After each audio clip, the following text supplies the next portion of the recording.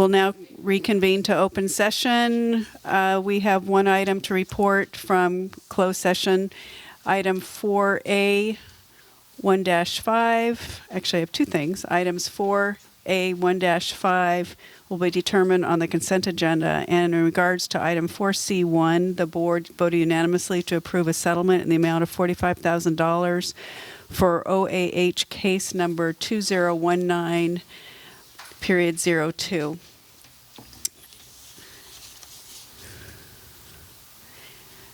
And now I'd like to ask if I could get a motion to approve the agenda. So moved. Is there a second? Thank you. All those in favor, please say aye. Aye. Thank you. Aye.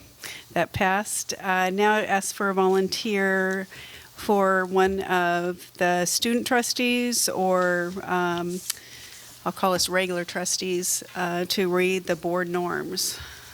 And this would involve also then reviewing the norms at the end. You don't have to review every one, but just make a note of anything that we did well or could improve upon. Such enthusiasm. Thank you, Karen. The board will come prepared and be fully present and engaged, deliberate effectively and listen openly without interrupting, work collaboratively and build toward consensus, maintain perspective with a sense of humor, not repeat each other or ourselves, not have side conversations, give full attention to the proceedings, focused on the best interest of all students, and commit to no surprises. Thank you. Now I'm going to ask if there's public comment on the consent agenda. Okay, thank you. So now what I'll ask, is there any item on the consent agenda that a board member would like to be removed for discussion and voting on separately outside of the consent agenda? When we talk. Okay, in that case, can I ask for a motion to approve the consent agenda, please? Is there a second? Thank you. All those in favor, please say aye. Aye. Thank you. That passed. And so now we'll move on to the student trustee reports. Is anyone would like to go first? Or should I just call on some? Thank you, Lauren. So homecoming for Redwood is next week. The court was announced. Our very own Dan Oppenheim's daughter, Ava, is on the court. So they've been gearing up for the event, and leadership has been planning lunchtime activities. Drama just finished up their Head Over Heels production, and they have Maestro this week, which is one of the, I think, most popular shows. It's improv, super funny. So that usually gets a lot of kids. And they had their first performance today. Football beat San Marin for the first time in 10 years. And then cross-country girls varsity won at an elite invitational in Fresno this past weekend. So sports are going really well. Site Council is looking at a new format for open house, but this is pretty controversial because parents and teachers don't really like the current format because it's just really long lines of parents waiting to speak to teachers. But leadership doesn't want to change that format because Site Council is thinking of making it more structured. But the whole point of open house for leadership is that parents are sort of flowing around and then they go into the library and then donate to the silent auction, which is a really, really big fundraiser for leadership. So they're still working on that, but they should be coming up with a new plan soon. John Hirsch, who is a TUPE leader, he's been really active with his TUPE students, and he's refining a presentation right now that he's then going to present at an upcoming event in Sacramento. And then leadership is organizing a fundraiser for Family House in San Francisco, which is an organization that provides free shelter and meals for families that have children dealing with life-threatening illnesses. So sort of similar to the Deck My Room fundraiser that we did last year that was really successful. So working on new formats for that, trying to branch away from just fundraising and homeroom. Does the TUPE presentation, do you know that That also includes vaping now, or? Yeah, I think it does. I think he's been updating that. Thank you. Charlotte? Hello. Starting with team, they have gotten back from their first big trip in the Sierras. I've heard amazing feedback from the teamies. Sadly, one member did get hurt, but a system was in place and she was brought back down the mountain and to safely really quickly. She was brought to her dad and she was brought to a doctor and she's back at school really promptly. I talked to her. She was very sweet and she's really just sad about missing the rest of the trip. She doesn't care about her injury. She just really wish she could just be out there with the rest of her friends. In that conversation, I also learned about the importance of bear cans. Many of the team bear cans are getting old, so there is a danger there. Sadly, like the lids aren't fitting as they should, and they're a bit concerned about that. And since they are bear cans, they protect the food from the smells reaching the bears. There is a concern there. Temescal, as a whole school, is about to have its first student-planned party. This is a whole student-led effort to actually create a community at Temescal. It's a Halloween party planned by the seniors of the Independent Study Program, not all the seniors as a whole. I know they're trying to create a party that has a really high bar to it, so all the parties planned in the future have to reach that bar. So hopefully they do that. There are rumors of what's going to happen. They're keeping it really hush hush. Mark, our old sis tutor, might come back to cook us food. He's an amazing cook. So everyone is just looking forward to it. Thank you. Thank you. So I'll let Kara get settled, and why don't we go to Maddie? So Drake also has our homecoming coming up this Saturday. So we have the whole usual festivities with that, except for instead of doing a parade, we're doing a festival, a carnival, which we've put out waivers for, and those have to be turned in order to go. And so because we're doing a Candyland theme this year, so the carnival sort of Candyland themed. And then after the carnival, people can go to the girls' volleyball game, so hopefully that will be well attended. And then we also announced the homecoming court, and this year we're doing the new, that there are no gender requirements for the homecoming court. You just nominate people for different categories, and you can nominate whatever two people you think fit those categories. Otherwise, there are two big things that are on the minds of the Drake student body right now. The first one is, as I'm sure you know, the Tahiti field trip forms, and students finding out that will mean they can't swim as much as they're planning on in Tahiti. So that has made a lot of Drake students who are planning on going on that trip very upset, and they're disappointed that means that swimming has been cut down on that trip. And the other thing is the recent announcement of the restructuring of small learning communities at Drake. And those are our freshman, sophomore communities. So the administration announced that those will be restructured.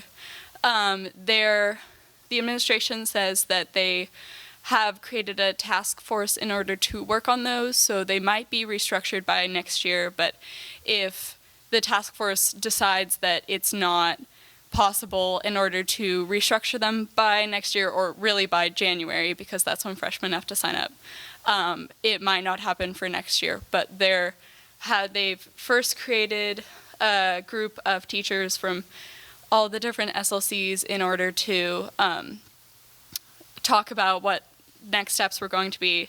And now that they've decided they're restructuring the SLCs, they've created another group of teachers, and those are just teachers who volunteered and want to be in SLCs. So those are people from X programs, from Rock Da Vinci and TLC, and then also some other teachers who weren't previously teaching in small learning communities. So this news has rocked the student body a bit. What? Oh, well, Freudian slip there. So a lot of students were not sure what this meant for next year and were scared as to if the programs that they are in or that they previously were in and really liked, if they would still be around next year, and were very angry that I know a lot of students, we had a student senate and where this was presented, and students were just felt a bit, they were very surprised at the news. And we had an interesting discussion during that student senate, which was mostly our vice principal, Chad Stewart, was presenting the plan of what they're going to do. And unfortunately, student senate, it's only one tutorial, so it's only 50 minutes long, I believe. So it led for a kind of short discussion, but we'll be continuing on that discussion. And people were had a lot of questions about what this process would mean for our school and the structure of it. And different students voiced their concerns about what this would mean for the things that they love about the current system. And there's just a lot of students not knowing what's going to happen, and that just causes fear amongst the student body. But as we move forwards, hopefully we will work together as a community in order to find a solution that is the best solution for the majority of the Drake students. Thank you, Maddie. So, Kara. Sorry for being late. I was at Paste Up for Journalism, and I got caught up in an editorial discussion, and I was like, oh my God, I'm late. So sorry about that. But at TAM, it's also homecoming this week. So our homecoming game is Saturday. What? Is it on? Oh, it's against Novato, so that's fun. This year we've tried to make everything like a little bit, make sure everything kind of has a purpose. So we've tried to like structure each day, even from like the spirit days, like we did like Jersey Day like last Friday, because we knew it's kind of an easy one, so we wanted people to do that Friday, and then you'd be like, oh my God, it's Jersey Day, like I didn't realize that. So by Monday, that was like the day that everyone forgot. So then the Monday of Spirit Week, everyone knew that it was Spirit Day, so we gave everyone like a extra day to like mess up on, so that they'd come in pajamas on Monday. So I thought that was a creative thing. Tomorrow is like Wednesdays. Our theme is Hollywood, so tomorrow is like Wednesdays we wear pink, and we're doing a breast cancer awareness event at lunch, and everyone's making like little bead bracelets. So like we got extra pink and purple beads, but you can also make non-pink bracelets. But kind of we were trying to make sure we have like a purpose with that this year. And then we have our Powder Puff game on Thursday, and this is the second year we've called it Powder Puff instead of what is it even supposed to be called? Where the girls play. I don't even remember the real name. Oh, it's called Powder Puff. I just called it Powder Puff. Sorry, my bad. We call it Football Fest. I was messing up. I still think of it that way, but no one made a fuss this year about calling it Football Fest, except for me, apparently. But it's been a long day. But yes, there was no fuss this year, so everyone was like calling it Football Fest, and it's on all the posters. Last year, everyone was like, why are we doing that? But no one really made a fuss about it this year. I just clearly forgot. But that's okay. Tomorrow we also have Link Crew's doing a TAM cakes and tie-dye. So they're handing out pancakes, and then we made like TAM High class of 23 shirts so that they can tie-dye. So for Spirit, like the Friday is a TAM Spirit Day, and we realize freshmen always have a hard time with it because they haven't like collected merch from sports and whiteout games and such. So they're doing tie-dye shirts, so the whole class will have matching shirts. Our AIM group is they're all doing like these urban plan projects, which seems super interesting, and they've been going around to different cities to like look at theirs because their semester actually ends in the next couple weeks, because AIM goes for 2/3 of the semester, and the last semester they work on the documentary, so they're wrapping up. But that seems like a really cool project that they're doing, and they're taking advantage of their full block schedule and doing lots of field trips. And then something really exciting that just happened today is that an alumni from the class of 67, I want to say he said he was from, Phil Rhodes, just finished digitalizing all of the 100 years of the TAM News. So every print issue of the TAM News, except there's a lot of 50s and 60s, it's like they're missing some, but more or less they're all digitalized. We just got the flash drive today. So it's not completely finished, but they're all digitalized into PDFs, and he's been working with the Mill Valley Library on doing this, so within a year they should be searchable. So if you Google something, and it's the biggest collection in the nation of high school digitalized archives from a paper. So that's really exciting. Yeah. I also have current issues of the TAM News that I brought if anyone would like one. Thank you. Thank you In honor very of much. the We would like that. digitals not being there. Yeah, thank you. That is exciting. So before we move on, any clarifying questions or anything? Nope? Okay. Well, thank you very much. Those are very informative. And so now I had thought we'd have the superintendent report, but I think maybe that's my old happened. What? It's at the end. Okay. So now we'll move on to trustee considerations. And the first one is take action on revision to admin record 6153 district-sponsored trips. And what we'll do is hear from you. And we may have a little bit of clarification or discussion. Then we'll open up for open comment, for public comment, and then we'll come back for any other discussion and actions. Thank Great. you. Thank you. Uh-huh. Good evening, everyone. Obviously, this is a follow-up conversation we've had for several board meetings, but one thing I want to highlight, Mary, if you'd pull up the Word document that we talked about earlier today. One change from that was posted and available in the back is some formatting changes simply to the document in front of you. Dr. Topier decided to make some changes to make it more easily readable with indents, with some more outline formatting, but no substantive changes as a result of that. But again, the updated copy is now projected in front of you, all of you, and available in the back. Also, the draft that's in front of you, the changes are inclusive of all the feedback we had at the last board meeting. Nothing's changed with that. But if you would, Mary, if you scroll all the way back to the very last page, I just want to highlight the one addition from the feedback we received from the board at the last board meeting on September 24th, I believe.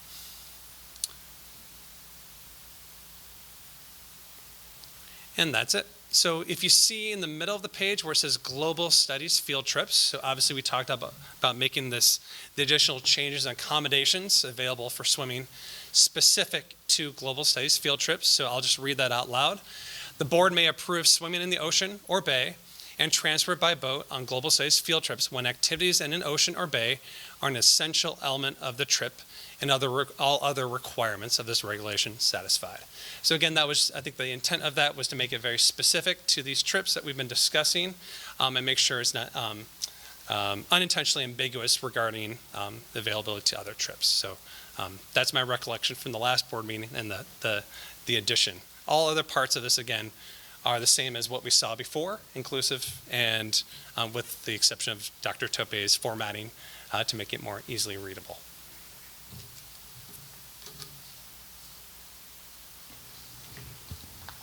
Thank you. I appreciate the formatting. I'd looked at it previously, and this is very helpful. I'll give Dr. Topier all the credit for that. Yeah, no, with things like this, it's always important because it's easy to get lost with Yes, it subheadings. is. So Yes, it I is. find it helpful. Agreed. I'll open it up to any questions or comments by the board members.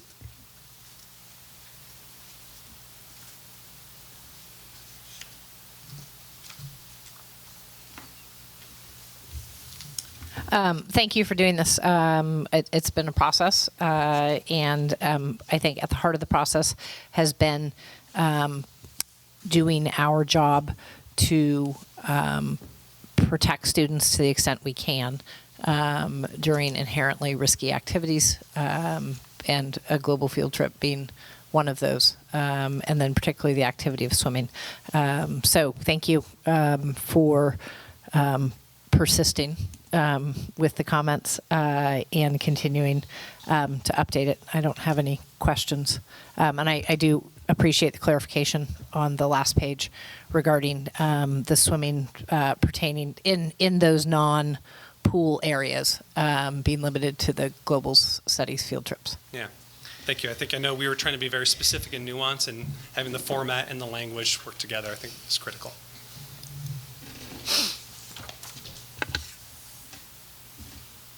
Okay, then I think I'll like to open it up if there's any public comment on this item. Nope. Oh, there is a public comment. Okay.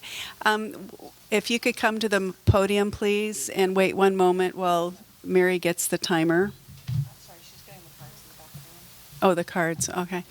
Oh, wait one moment. So I don't know if you've ever given public comment before, but we ask for up to 3 minutes and ask that you give us your name. And I'm killing time while Mary comes back with the 3-minute timer. And we often ask people to fill out the cards, and you don't have to fill them out. It just helps us with meeting summary. So are you Douglas I Matthew? am. Thank you. So I think I'll give Mary one moment, and I think you can see the timer, and we'll go from there. And thank you. Okay, well, my name is Doug Mathieu, and I'm here with my daughter, Alexa. I am speaking for the Drake families that are going to Tahiti next April, as well as all past and future Tahiti exchange families. So several Drake families have made the effort to come here tonight with us. Can you guys all raise your hands? So, got a little group there. Thank you for coming.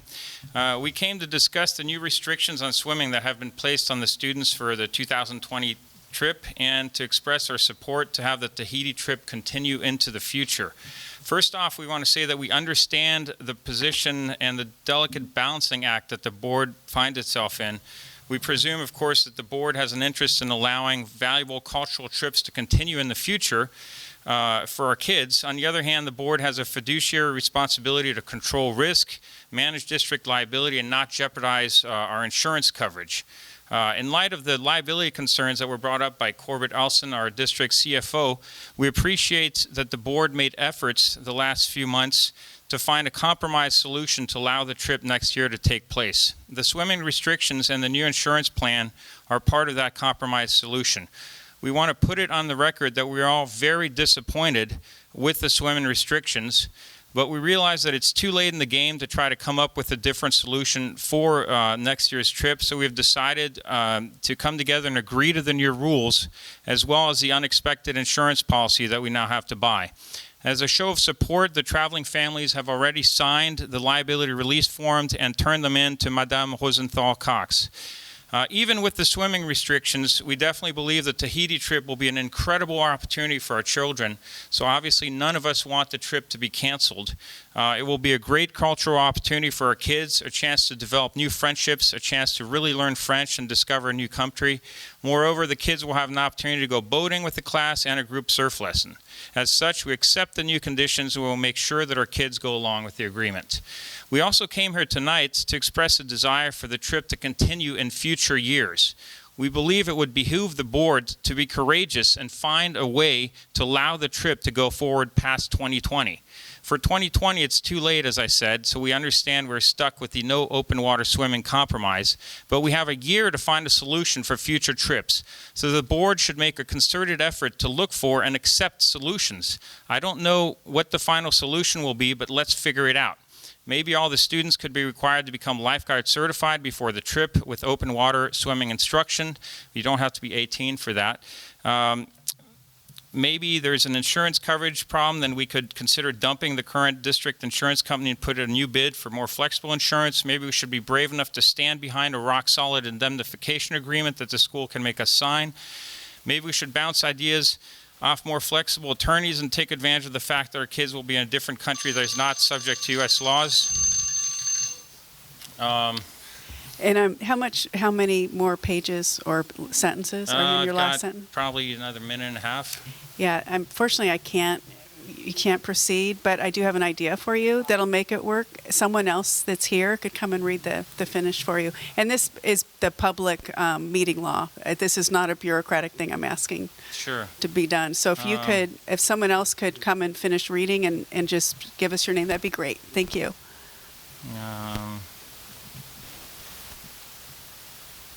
All right, just start reading. Thank you. I'm a student. I've participated in the exchange before, so. And what's your last name, please? Oh, Ryder Lemieux. Okay, thank you. And you can pull the mic down a little bit. There you go.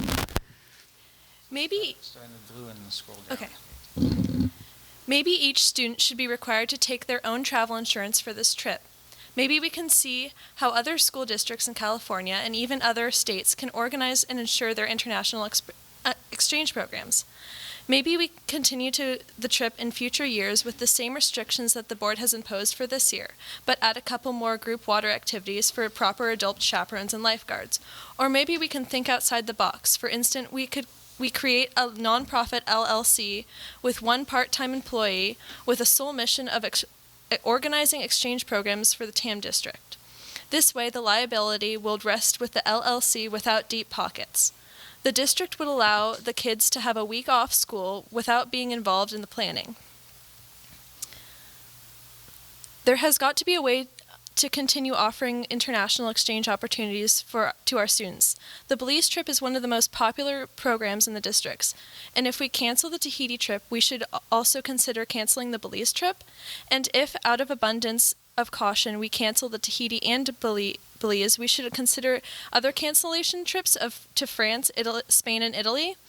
As a district, we do want to remove the fantastic educational and cultural opportunities for our kids and prevent lifelong memories to cave to our lawyers and insurance agents. Some have talked about letting students go on trips organized by the international tour company instead of exchanges organized by the school. These company trips would have many serious disadvantages. One, the trips would be 1 week instead of 2 weeks, since they wouldn't include the extra week after spring break spent in school with the Tahitian kids. Two, the cost of the trip would be around double $5,000 instead of the current $2,000. This would have to pay for buses, hotels, museum fees, food, staff, profit margin, etc. For family exchange trips, of course, we don't have the extra expenses. The trips would be more exclusive with less opportunity for middle class to participate due to the increased costs. 4, our kids would not have a foreign family living experience. 5, the kids wouldn't develop lifelong foreign friendships and pen pals. 6, the trips would have much less cultural value, since the kids would visit tourist sites instead of living with the locals and experience real local culture. 7, there would be no real opportunity to learn foreign language, since the American kids would be on buses and hotels with other Americans. In conclusion, we again urge the board to be courageous and take time to find an acceptable solution to allow this incredible trip to Tahiti and other international trips, and to continue to happen in the future. Thanks for your time. Thank you very much. Are there any other public comments on this item on the agenda? You can step forward, please. And what we ask is you state your name, and you'll be given 3 minutes. And then after that time, we'll see if there's anyone else that has public comment. Let me make sure you're ready. There you go. Can you? And what's your last name? White. Thank you. Shock. My married Thank name you. is Shock. My daughter Catherine is scheduled to go on this trip, and we're all very surprised to hear about your decision to change things at the last minute without talking to any of us. Apparently, you've known for many, many months. I don't know why we weren't informed prior. I'm just curious how this is going to affect, say, the sailing team, the kayak teams, and all the other teams that are a big part of this community. And how are you going to address that? Let me first clarify that during this time, we aren't allowed by law to engage in back and forth conversation. But we want to hear from you, and the board may ask, based on what you've said, questions to the superintendent to follow up on. So I don't want you to think we're not hearing you. It's literally what we can't do. This is really our meeting that's in public, and so we don't engage with the public. I know that seems counterintuitive. So are you done with your comment? One other thing that I had a question about is, our children all offered to take a life saving course and to be a lifesaver to their other students that are going on this trip. It would be at a cost of $280 per family, and everyone was willing to do that as a safety factor against the trip, the school board, etc. So I don't know if that was ever brought to your attention. That's it. Thank you. Thank you for your comment. Are there any other public comment before I have a follow-up question for the superintendent and others probably as well?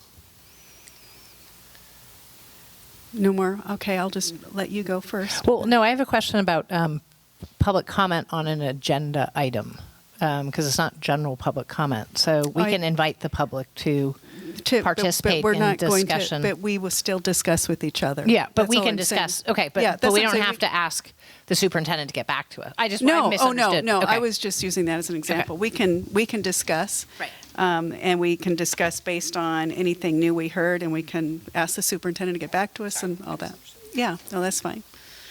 Does anyone have any clarifications or anything you want to ask the superintendent? Okay. I'd like to ask the superintendent to follow up with staff where, how the community is getting the idea that we were canceling trips.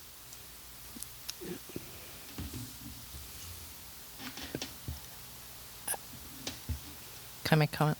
You absolutely can. Thank you. So I appreciate hearing from the community on these issues, and and agree with President that I wasn't aware that we were considering canceling the trip. That we were working with to make sure that the insurance recommendations were followed, and that the liability waivers matched our district policy, and the parameters for the trips matched our district policy. And the district policy is what the district operates under, and it's what forms our liability as a district. So I think some of the suggestions were good about looking at other ways that schools do this, and perhaps trying to come up with another way. But I personally don't think we're caving into anything. I think we're doing our job as the board, and making sure that, as I said, we address the concerns about inherently risky activities, and activities that are outside of the routine curriculum and operations of the school. So I appreciate students and parents coming and expressing their concerns. And we're not we're approving the field trip waiver. Didn't we already? We already approved that. So with the additional recommendations made by the insurance company. So the trip, as I understand, is going forward. Any, trips. Any other comment before I ask for a motion? Okay. Can I please ask for a motion to revise admin regulation AR 6153, district-sponsored trips? Is there a second? Second. Thank you. All those in favor, please say aye. Aye. Thank you, Mary. That passed.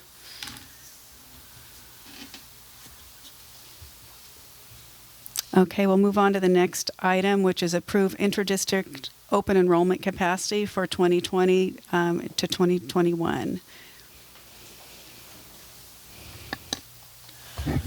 Hi.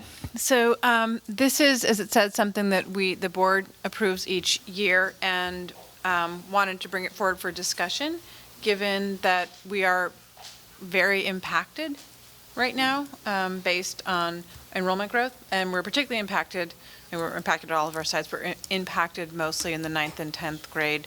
So in the past, we have had a 50 student limit for any one school. Mm-hmm. And so I wanted to bring forward the conversation of, should we lower that? Given that we do this every year.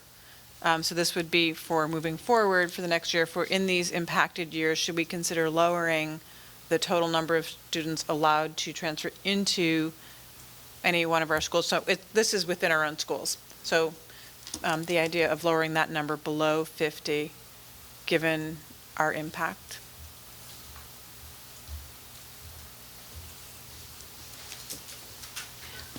Can you clarify the process involved? Sure. I mean, Mary's going to bring up. Thank you. Because who manages the 50, and how are the decisions made?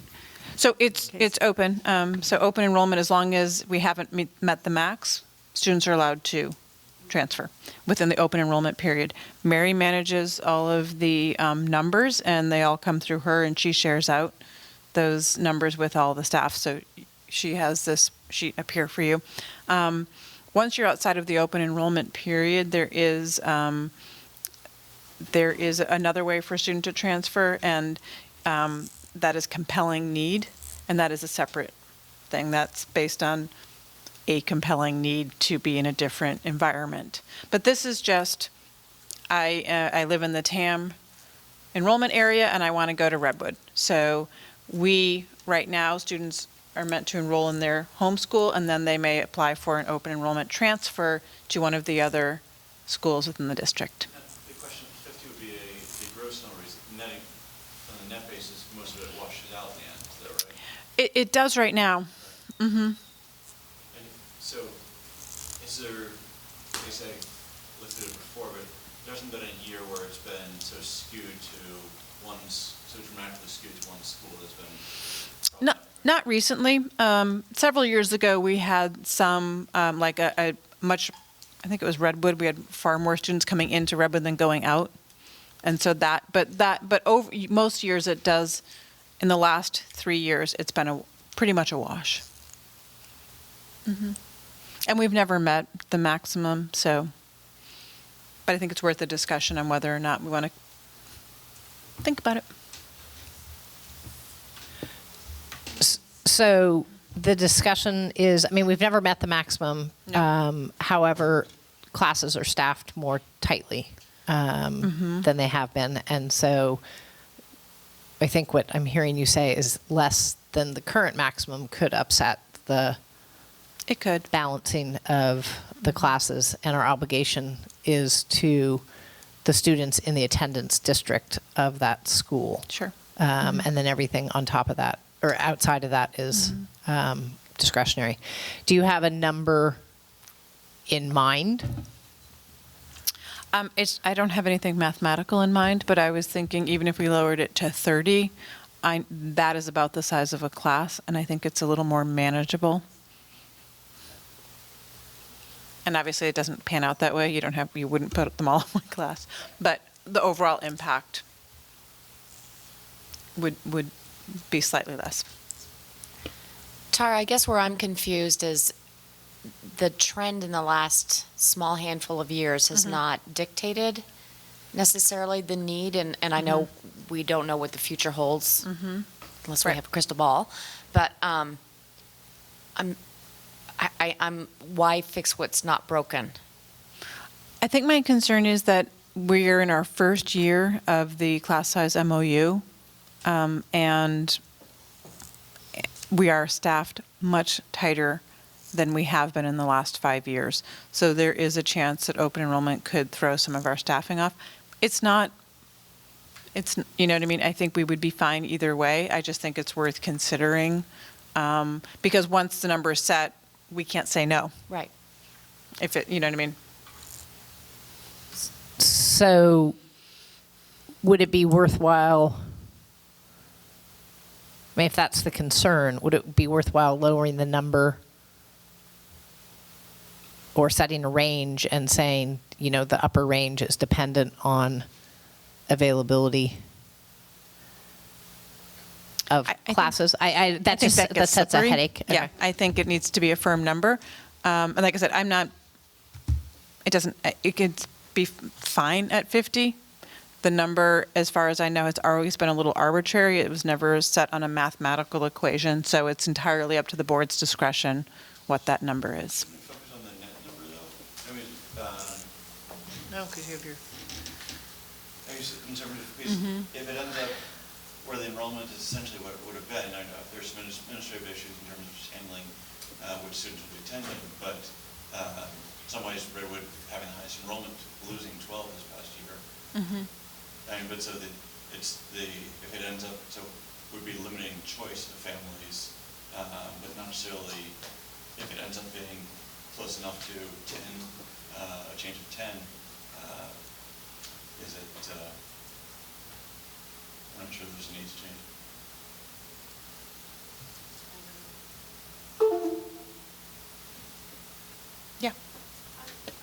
So for the numbers for each grade, is that like the new transfers of that year, or is there like, okay, so it's like a new one. It's not like there's only one senior at TAM who's from a different school, like the freshman, No, like, so yeah. that's the open enrollment Okay, this so year. it's like the Yeah. new ones of each year. Okay.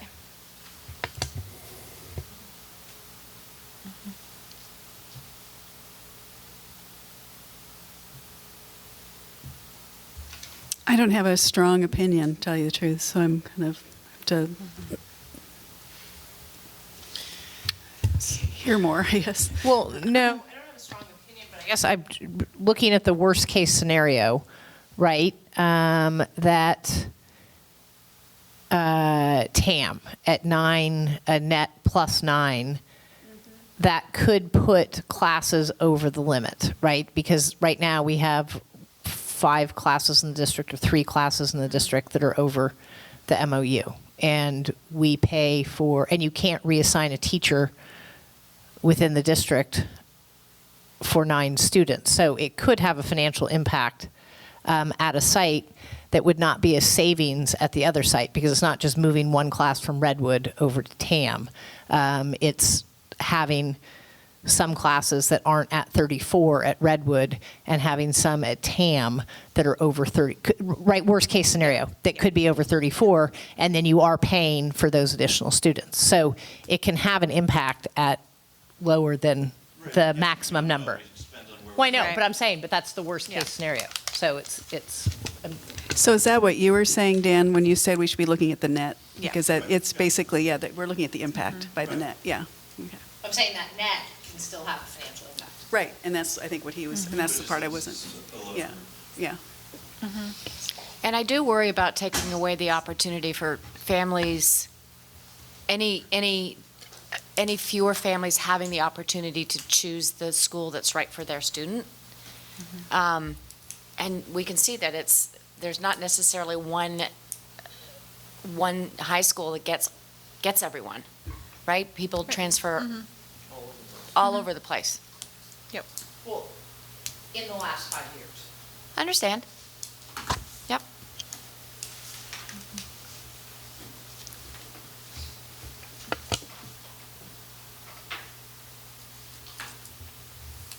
So just to look at the whole picture, are there any sites that are more space impacted than others?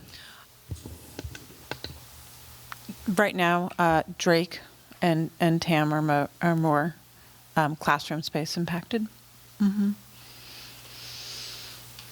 Is it worth year by year, or I guess that's impossible? No, that's what we're No, doing now. we're doing it now. We do it year by What year. am I It saying? doesn't- we would come back, That yeah. you, based on the question you got from Cynthia Ronish, that you develop a net max per school?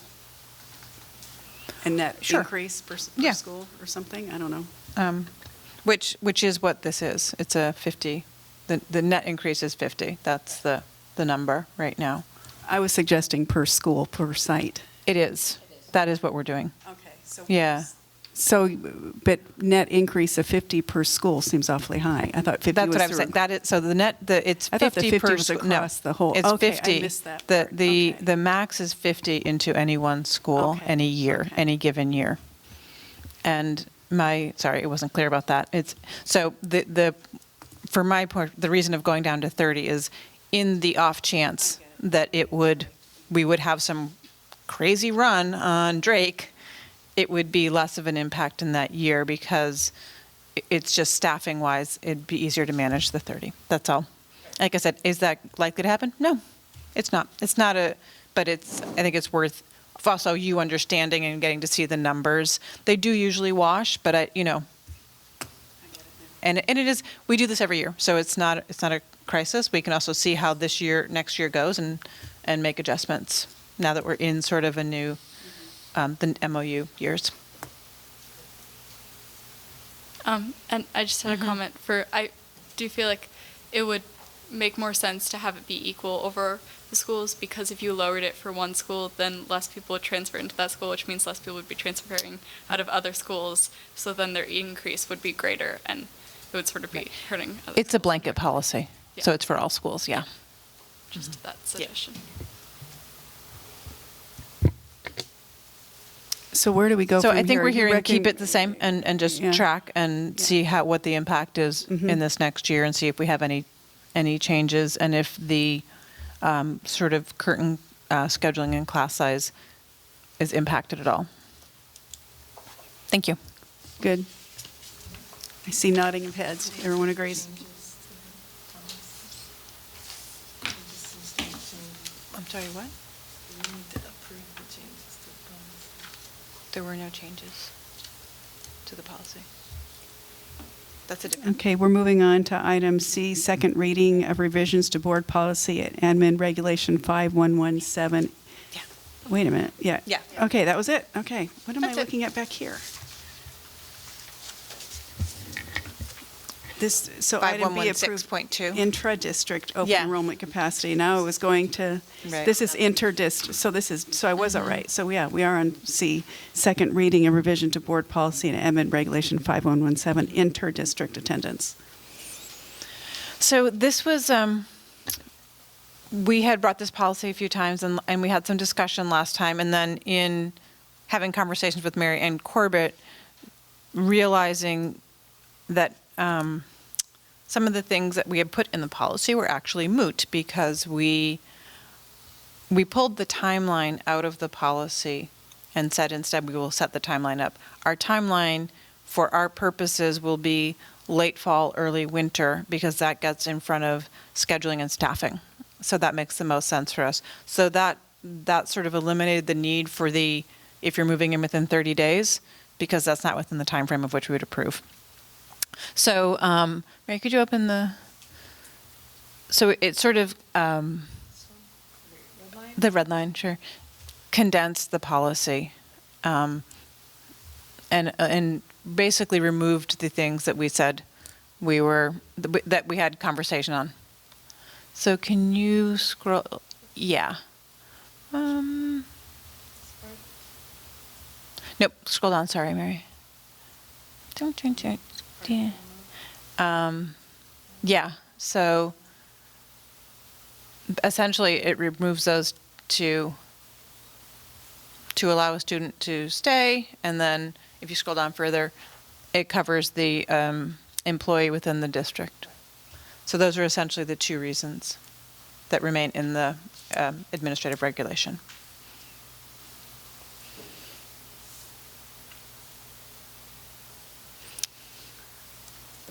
I think it's much improved. Yeah.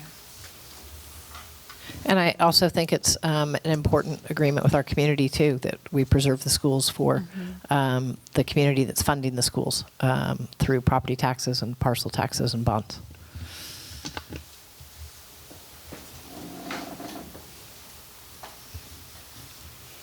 Any other questions, comments before I ask for a motion and ask for public comment, actually? Any public comment on this item? Okay, no. Can I ask for a move. motion? Sorry. I move that we approve the revised version of, is it AR 5117? Correct. It's ARNBP 5117. ARNBP 5117. Thank you. All those in favor, please say aye. Aye. Thank you. That passed. Now Thank we'll you. move on to the, thank you. Thank you, Mary. We'll yeah. move on to the mathematics I'm gonna go placement stand up there, presentation. That'd be great.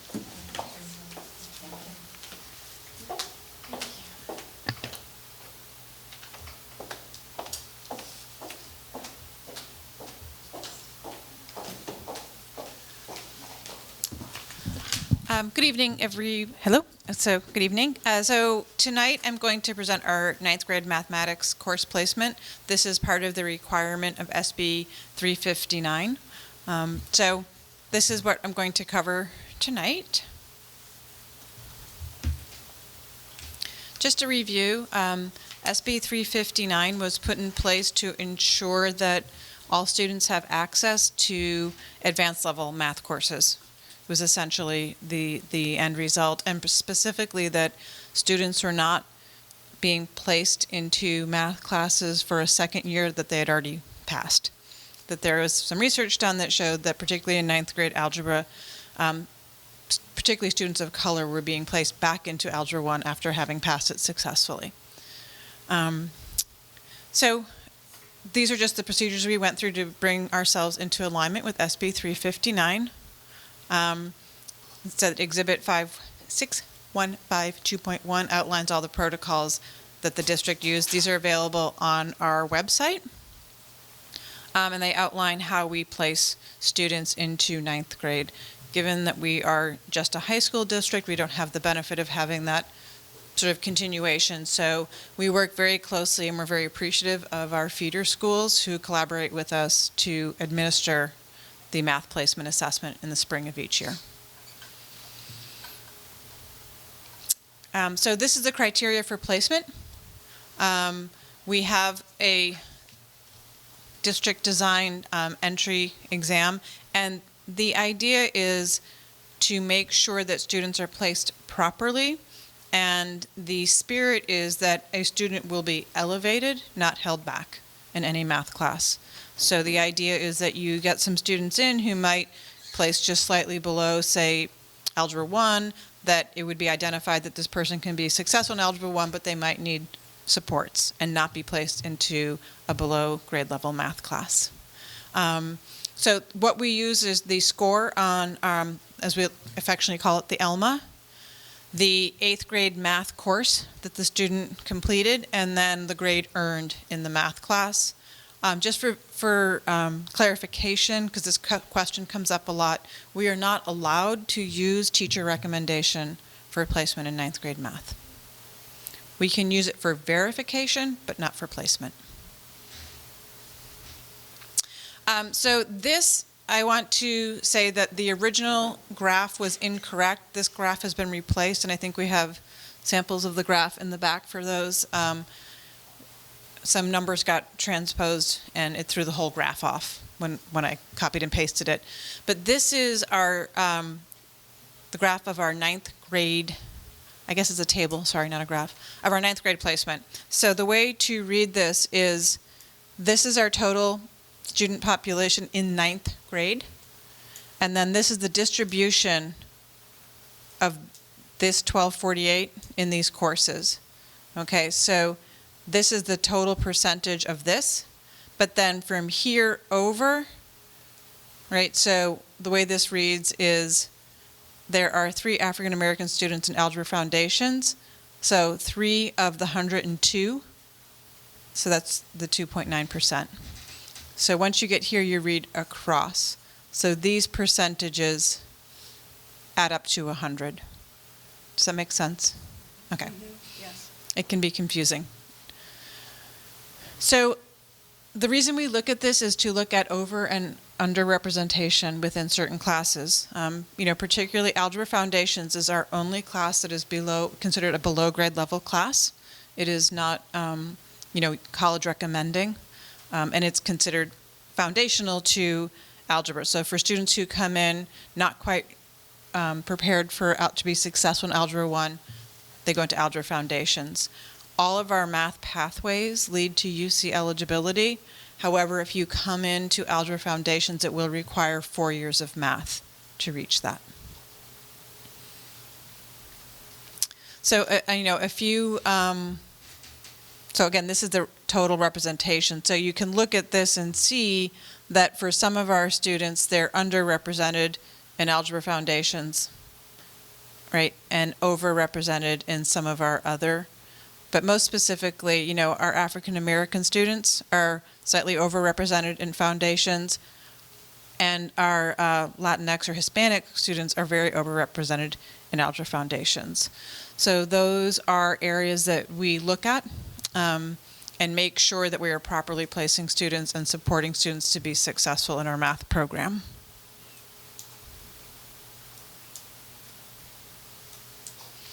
I should say there are 4 students who are not on this chart because they were in classes above Honors Advanced Algebra.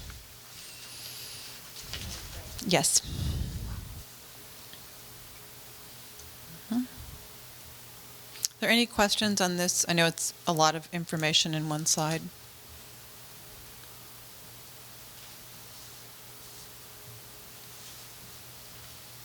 Okay. Have there been any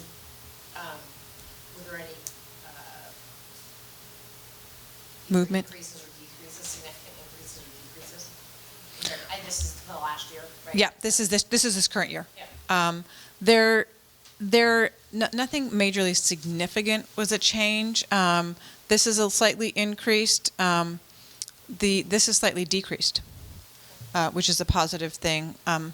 I am just starting to look at sort of across our feeders, looking at where students are placed, and we are seeing some success out of our math challenge group down in Marin City, and there were only 6 incoming freshmen from Bayside MLK, but this year 4 of them went directly into Algebra 1, which is the purpose of that group, which is, so there were 6, 4 went into Algebra 1, 2 went into Foundations, whereas in previous years that was flipped, and a majority of those students went into Algebra Foundations. I think that 8.2% is still the lowest it's been in the past couple of years. I think the Mm-hmm. 16 is 8.5%, but then it was rising for the past couple of years. So Right. see that down with orientation for more challenging courses. Yeah.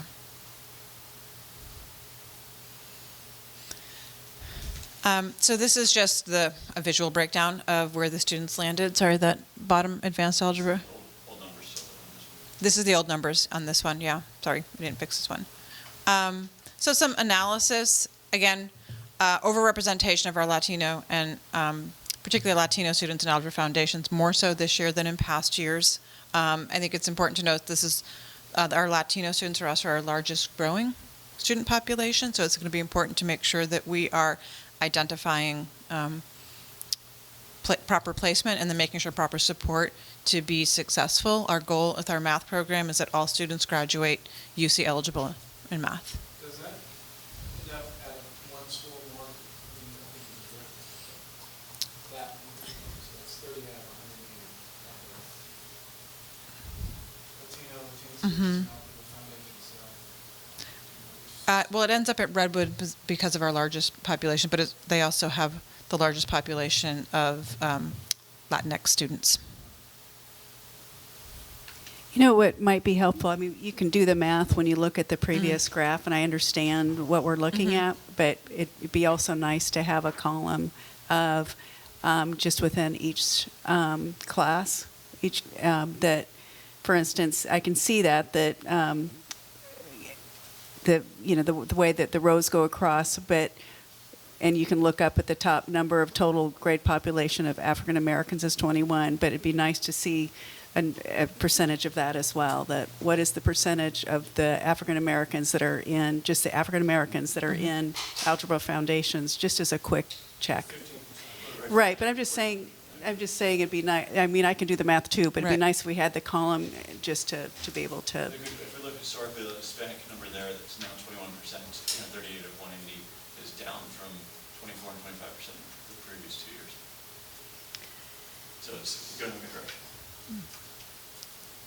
Yeah, and I'm just saying when you were talking about the Hispanics growing population, because of that, it'd be really nice to also see how much of that population is ending up. So having another column would be helpful. Okay. That's just me speaking. I don't know if the other board member. It tells a story, and I think that's. Yeah, I just want to see the. That data in a couple different ways. Yeah. So that's just my preference. I'm not suggesting that you do it.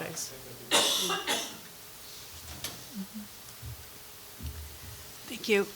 Keep going. Sorry. Sure.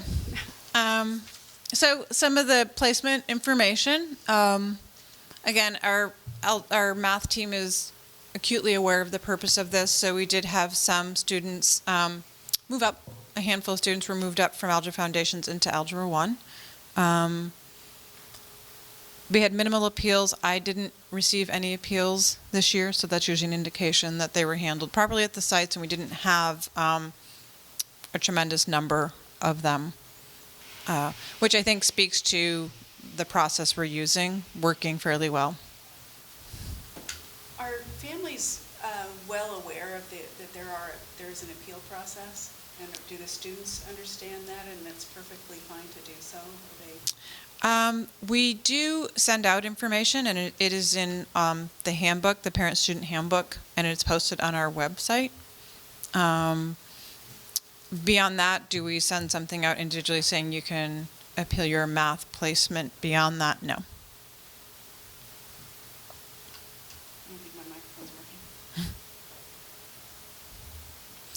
So this is also part of the requirement for SB 359 is our A to G math requirement completion rates. I don't have the ends for this, but these are our completion rates since 2015. Yeah. Is other declined to state, or is that mixed in with, like, what does that mean? Like, is that just like if you check other, or? It is a either declined to state, or in this case, a combination of declined to state and 2 or more races checked. Okay.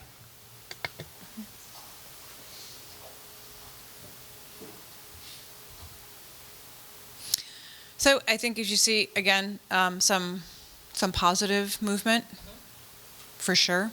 I think that, again, some of our concentration, these two, again, small numbers of students, but it is I think a really positive indicator of very targeted math programming and math interventions.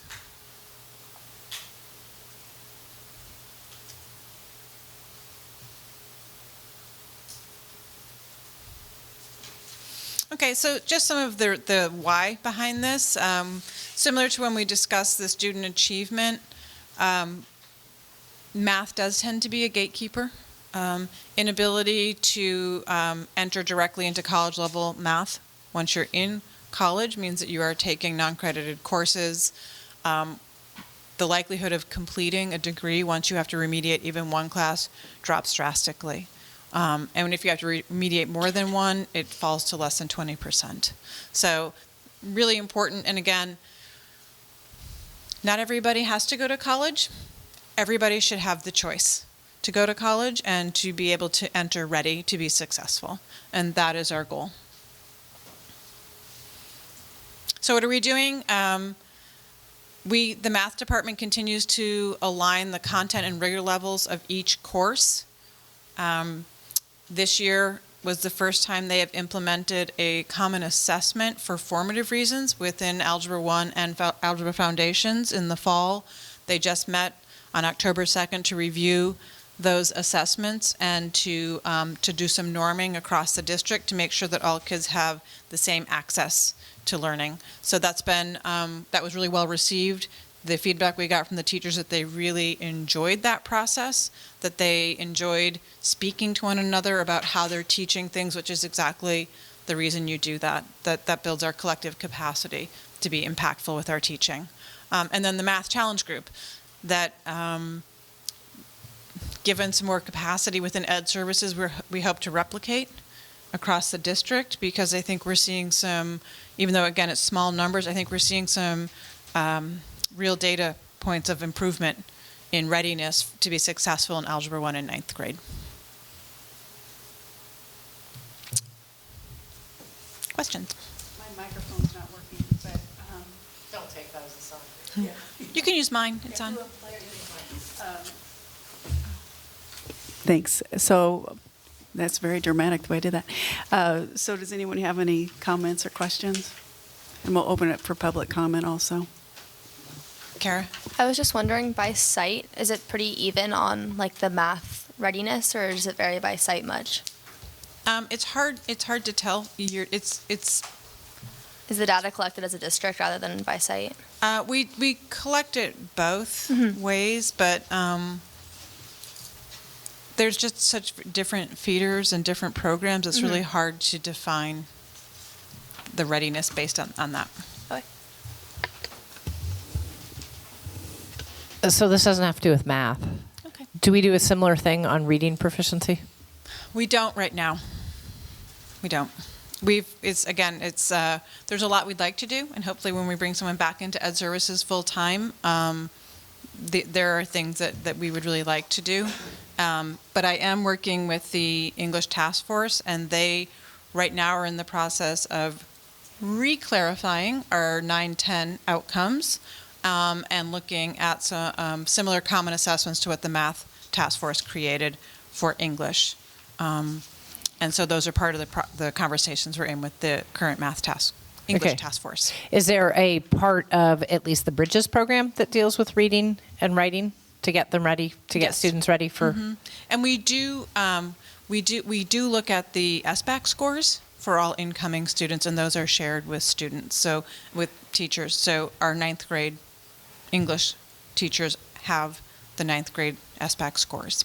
Okay, because I think that was one of the interesting things in the Washington Post piece was talking about the summer academy that's done before Right. students come into high school to get them ready for high school.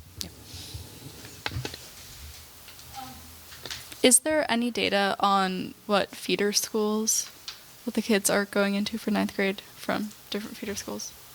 Yes, we do break it down, and we provide that to our feeder schools.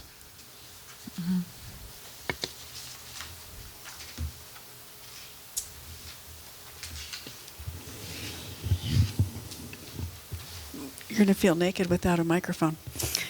Okay. Any other comments before I open up to open comment or public comment? Just another question, and I think Cynthia was sort of alluding to this. So math being one of the primary gatekeepers in preventing, allowing or preventing, I guess as a gatekeeper, preventing students from matriculating into colleges. Reading is obviously going to be another one. What else would be a major gatekeeper? So we tend to look at the UC here in California, the UC rates, and world languages, completion of world languages can be a big barrier. And interestingly enough, English 9 is a big barrier. And that's a barrier because of 9th grade is sort of where the achievement gaps and opportunities really start to separate kids, and that's where it's sort of the make or break year. And so what we did in some of our analysis, we noticed that it's the D in English 9 that tends to be a pretty big barrier in our district. It's the D in English 9? Yeah, but you can earn a D and still pass the class. Oh, but okay. a D to be UC eligible, it has to be a C or better. Okay. Interesting. Yeah. Go ahead.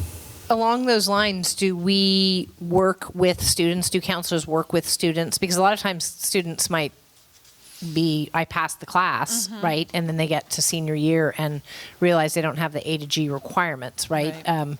Back in the day, you could retake, and I know when I did my student teaching at Drake, I had a senior in my freshman English class who was doing exactly that, retaking a semester. Do we do that anymore? We do. Okay. We do. Yeah. And counselors do track A to G eligibility and on trackness, if you will. But do they counsel students, you can retake this class, or they just say you're not on track? No, they counsel them that they can retake it to raise their grade.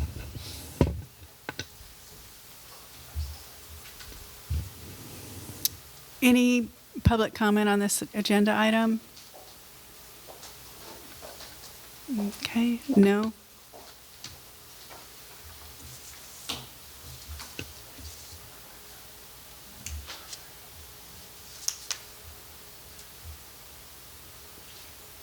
Okay, thank you. I just want to double check and make sure there was no action on this. I didn't think so. Just double check. Yeah, I just want to make sure. So the next item says discussion of enrollment projections and potential parcel tax renewal. I do want to note that the text underneath this motion is actually not all of it's relevant because at the last meeting, the board did give direction to the district to begin developing a resolution. But it's still an item to discuss. Thank you. Yeah. So I think at the last board meeting, there was some desire to bring back some enrollment projections. As we know, these are fluid, sort of like the budget a little bit. And so we just wanted to go back over where we've landed with our enrollment, and in particular as it relates to any potential parcel tax renewal amount. Familiar slide, the proposed increase And if you look down the major assumptions, that we have been looking at enrollment projections for both 5 and 10 years.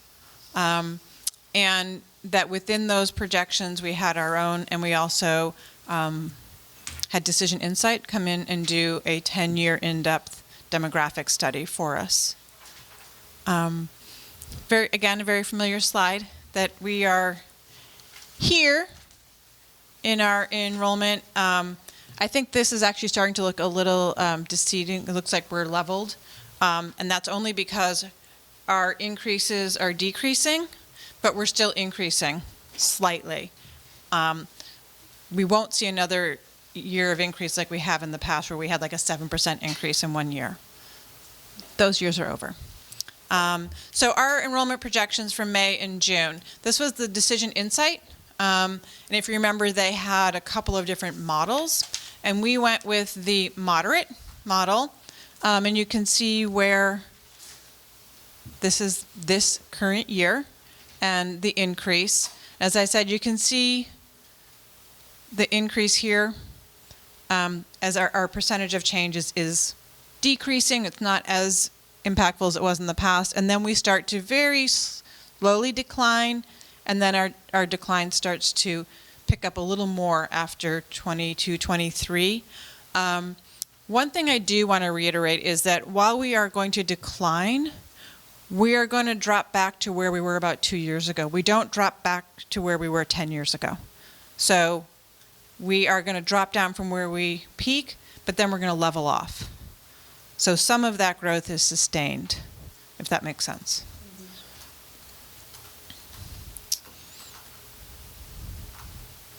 So this was what I wanted to show. This includes some of the methodology where they had pulled out SDC, means special day class.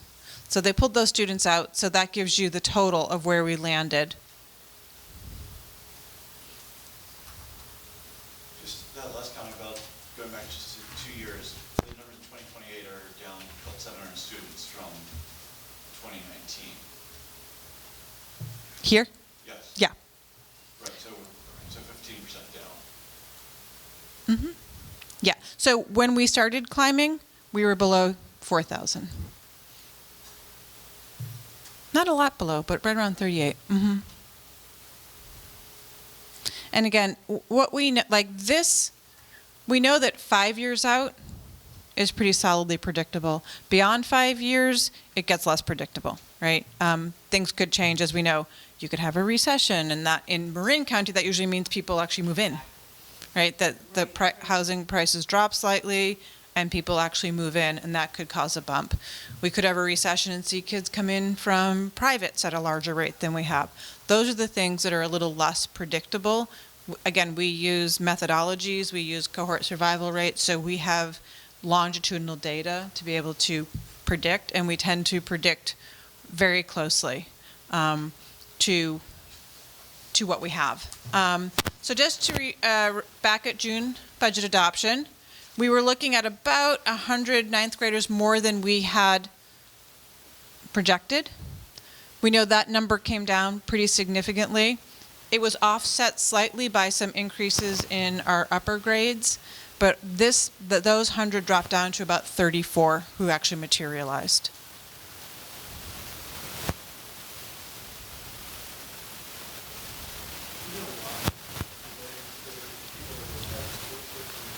Yeah, most of those they had just taken longer to disenroll from us. Our staff does a really good job of sort of hounding those families to please say to drop us, but we can't technically drop somebody until we hear that they're enrolled someplace else because they're compelled to be in school.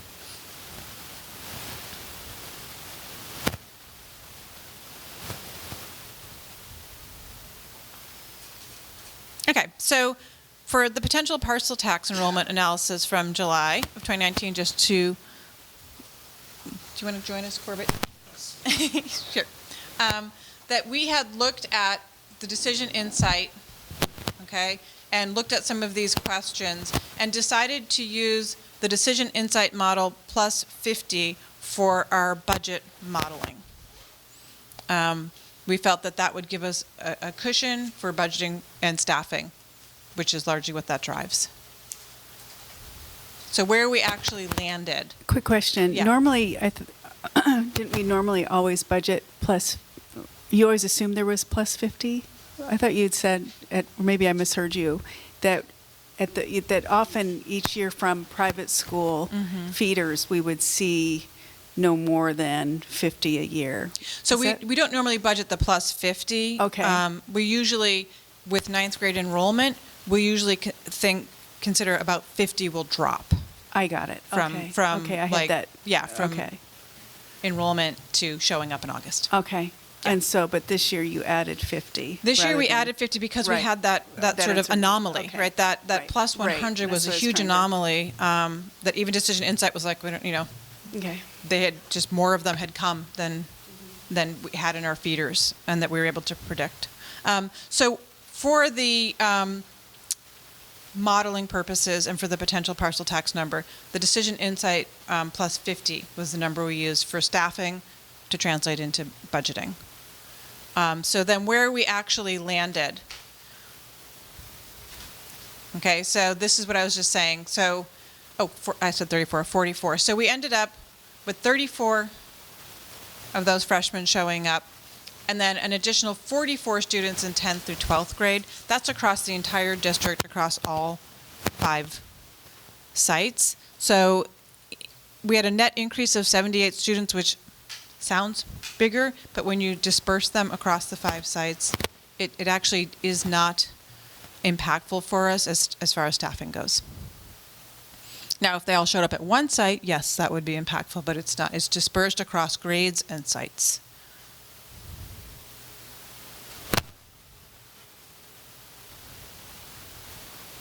Okay, so one of the questions that we will be looking at is, was this bump an anomaly or is it a new trend that we're going to see? And again, we won't know that until we see new numbers come in. Kirby, do you want to explain the bottom bullet there that we Sure. talked about? Sure. You explained it well, but just to reiterate, Are you defining the bump also the students that we got as 10th graders through 12th? correct. Okay, so inclusive of it. that's also the, when you just said the bump, that was also an anomaly. That was more than What typically? right. That was slightly more than typical, And so what would have been a projection? So normally in January, you'd expect some 10th through 12th then come. So if 44 normally would be similar to that. And so I guess what was the delta relative to normal? So I don't have the number in front of me, but we usually are up from between 25 and 30 in the 10 through 12 at the beginning of the year. And then usually, like, not those same kids, but those numbers usually then wash out by June. Does that make sense? And then the residency checks also, how many did we lose from that? That's a hard number to know for sure because when we do a residency check, sometimes families don't say, I'm leaving because of that. They disenroll for unexplained reasons. So it's hard to say have a direct connection or causation between that. One might think that part of the reduction of the 100 additional ninth graders that actually end up being 34 might be a result of that. That's where we concentrated a lot of our efforts in July and August. Because it's less disruptive for the families, less disruptive for the schools to preventively have that conversation as opposed to once they start the school year. I know of at least a dozen that Wes Cedros, Chris McHugh and I can pretty confidently say was a result of that. Beyond that, the causation's hard to explain because families disenroll and they don't necessarily have to explain why, just that they enrolled in another district. But one might anecdotally think there's a connection there. And then just to reiterate Tara's question from before, just that it got cut off on the very bottom line. But again, the conversation we had in June at budget adoption was this additional 100 incoming freshman students. That's beyond what our internal projections were, also beyond what the Decision Insight moderate model were. Again, we weren't sure if that was a one-time or not. So in July, since we didn't know where that would be, we decided to take the moderate and add 50. with a guess that the 100 wouldn't come to fruition. The reality is the additional 100 did not. It was only 34. But as Tara mentioned, we had an additional 44 students in the 10th through 12th grade. So we have a trend that generally we have attrition throughout the school year. We'll go down slightly from the beginning of the school year throughout. But the net between where we were in July for the parcel tax analysis, which was the moderate plus 50, in reality it became, if you net all that out, the moderate plus 78. So that difference between the July parcel tax analysis and where we're now is 28 students spread across 4 grade levels, spread across 5 high schools, which, as you mentioned, doesn't have any impact on staffing. That just summarizes it.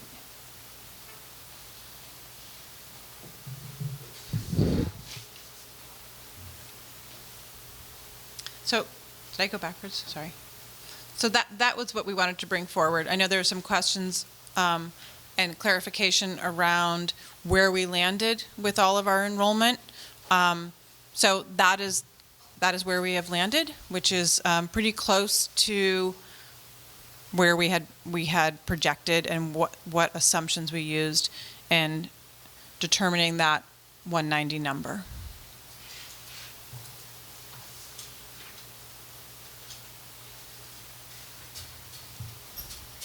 Questions? Comments? I guess I have more clarification about the number, part of the, I can't remember if you used the word bulge or balloon or whatever, but bump, thank you. I didn't think it sounded right. It started with a B.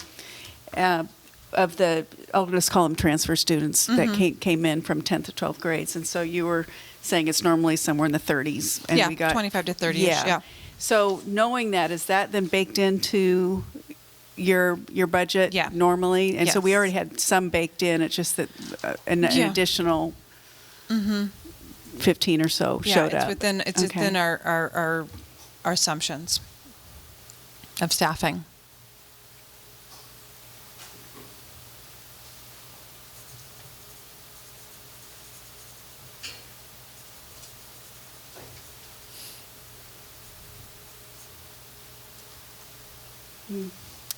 Any questions?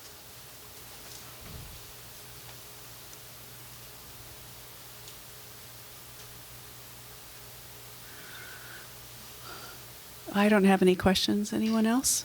No? Okay. Any public comment? Nope. Okay. Go ahead. Just think about this. I mean, clearly this is an important input as we underwrite this into our long-term projections as it relates to confirming the parcel tax amount. Are we going to see I mean, we're coming on to affirm the decision to move forward on the parcel tax, a longer-term projection that bakes in all these assumptions before we have to vote? A longer... the multi-year budget projection. No, the projection for the next 3 years is what we have, and we have modeled out, but we don't have a projection beyond the 3 years. We have a modeling beyond the 3 years. Is that what you're asking? Yeah. Yeah. Okay. And that has not changed. Okay. And that goes back to what I asked. You already had it baked in for assuming there's transfers, but we're still assuming that this was a one-time bump, that was a few more transfers and a few more ninth graders in the end. That as we said, I just want to make sure. Okay. Yep, exactly. Okay. Yeah, so I guess to clarify, Kevin, to your point, from the modeling we did, nothing has changed given the numbers we have.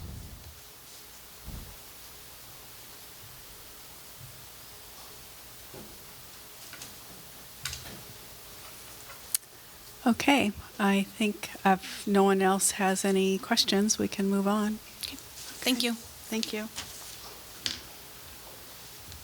Thank you, Tara. Thank you, Corbett.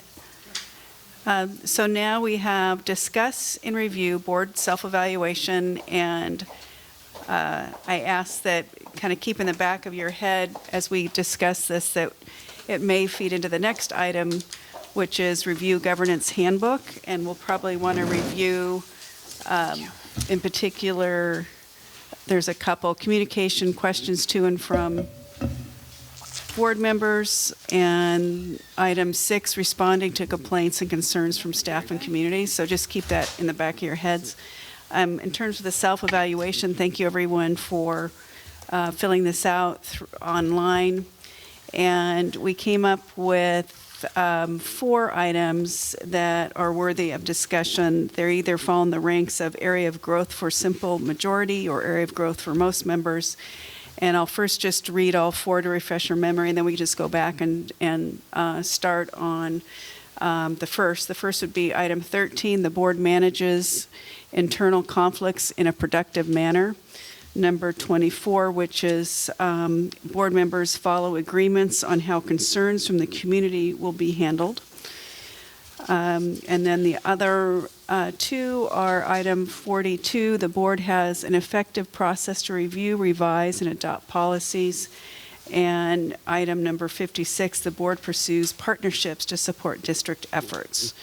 So unless anyone has any other ideas, I just thought we'd just start out with item number 13, the board manages internal conflicts in a productive manner. Open it up for any thoughts, and if there's any ideas of how we can improve, we'll jot those down and then really dig into that, whether we can incorporate it into the governance handbook, which is our next agenda item, not this one. So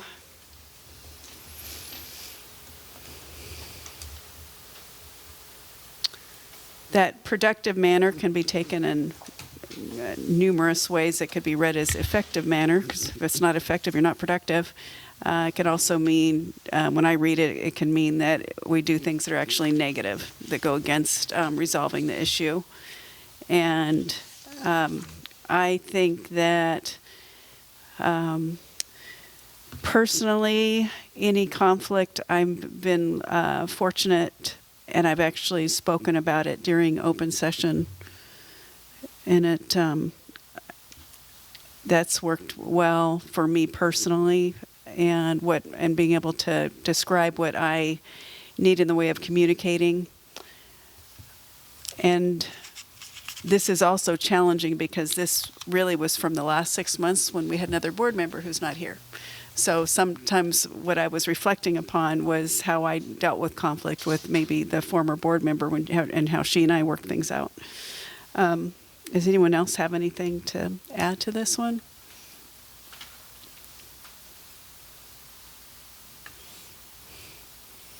Or maybe think about, if anyone can think about how we could do better with this. Maybe it's something that during, again, now I'm starting to solve it, and that's what we're supposed to do when we get to the next agenda item, but maybe it's impossible to separate it. But the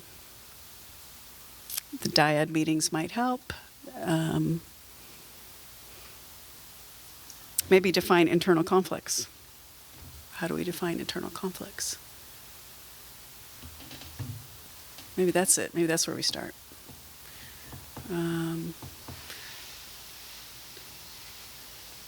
So everyone knows that I'm the one that's marked not sure, because that's what was automatically.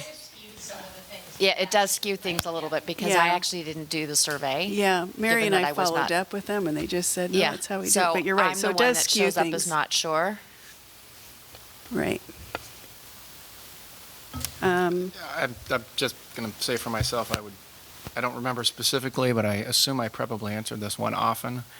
I don't sense much internal conflict. Maybe I have more conflict in my life, and so the disagreements that we have doesn't really seem like conflict. Right. But I don't really think we get to an unproductive outcome.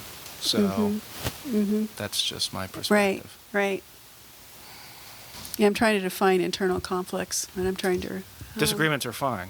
And right, we can and work this our is way where towards it's a different. resolution, and I don't think they're unproductive. But and maybe this doesn't necessarily mean internal conflicts with each other. You know, maybe that's it too. Because there are internal conflicts. Well, seeing that we have such a rip-roaring response on this one, why don't we move on to the next one? And it'll probably show itself when we get to the board handbook. Board members follow agreements on how concerns from the community will be handled. This one's always a tough one. So this one we got rated as an area of growth for simple majority. And this one, I think, it's always a challenge. There's no way around it. And so it's partly trying to really understand the agreements in my mind and what they really mean. And then it makes it easier. Can you give me an example of specifically what would Well, be indicated for by this? instance, in our handbook, we talk about if we get a complaint from a community member or a teacher or just anyone, that we don't try and solve it and take action and say, well, I'm going to go tell the principal to do this or the superintendent to do that. You hear them out, you try and direct them to the appropriate channels, and then depending on the situation, always alert the superintendent. That's basically that. And it's always a challenge. Everyone comes here with a different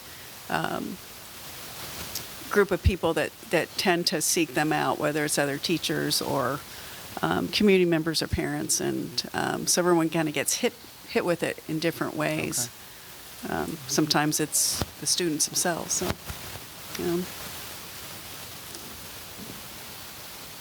I think this is just always an area, to tell you the truth, I think this can always be an area of growth for boards, because it is a tough one to always remember.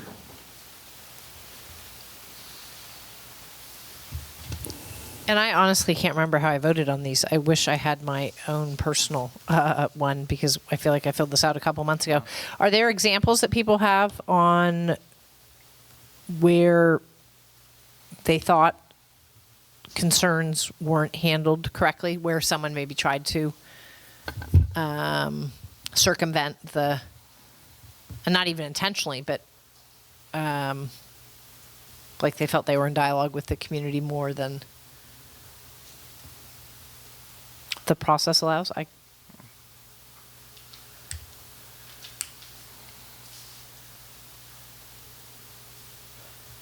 Okay, well, 2 of us voted for less often, so. I only voted for the top 2 things. I did great inflation on this, so I'm not the one there.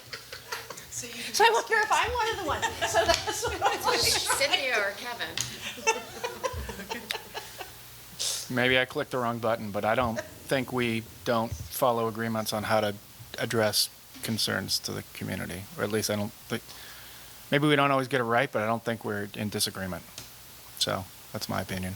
And I do know that a couple of things came up early in and this is tough when you do it in the first 6 months when you've been on a board, and people are learning we were all learning new positions, right? And so I know a couple of things came up, but I felt like we addressed them.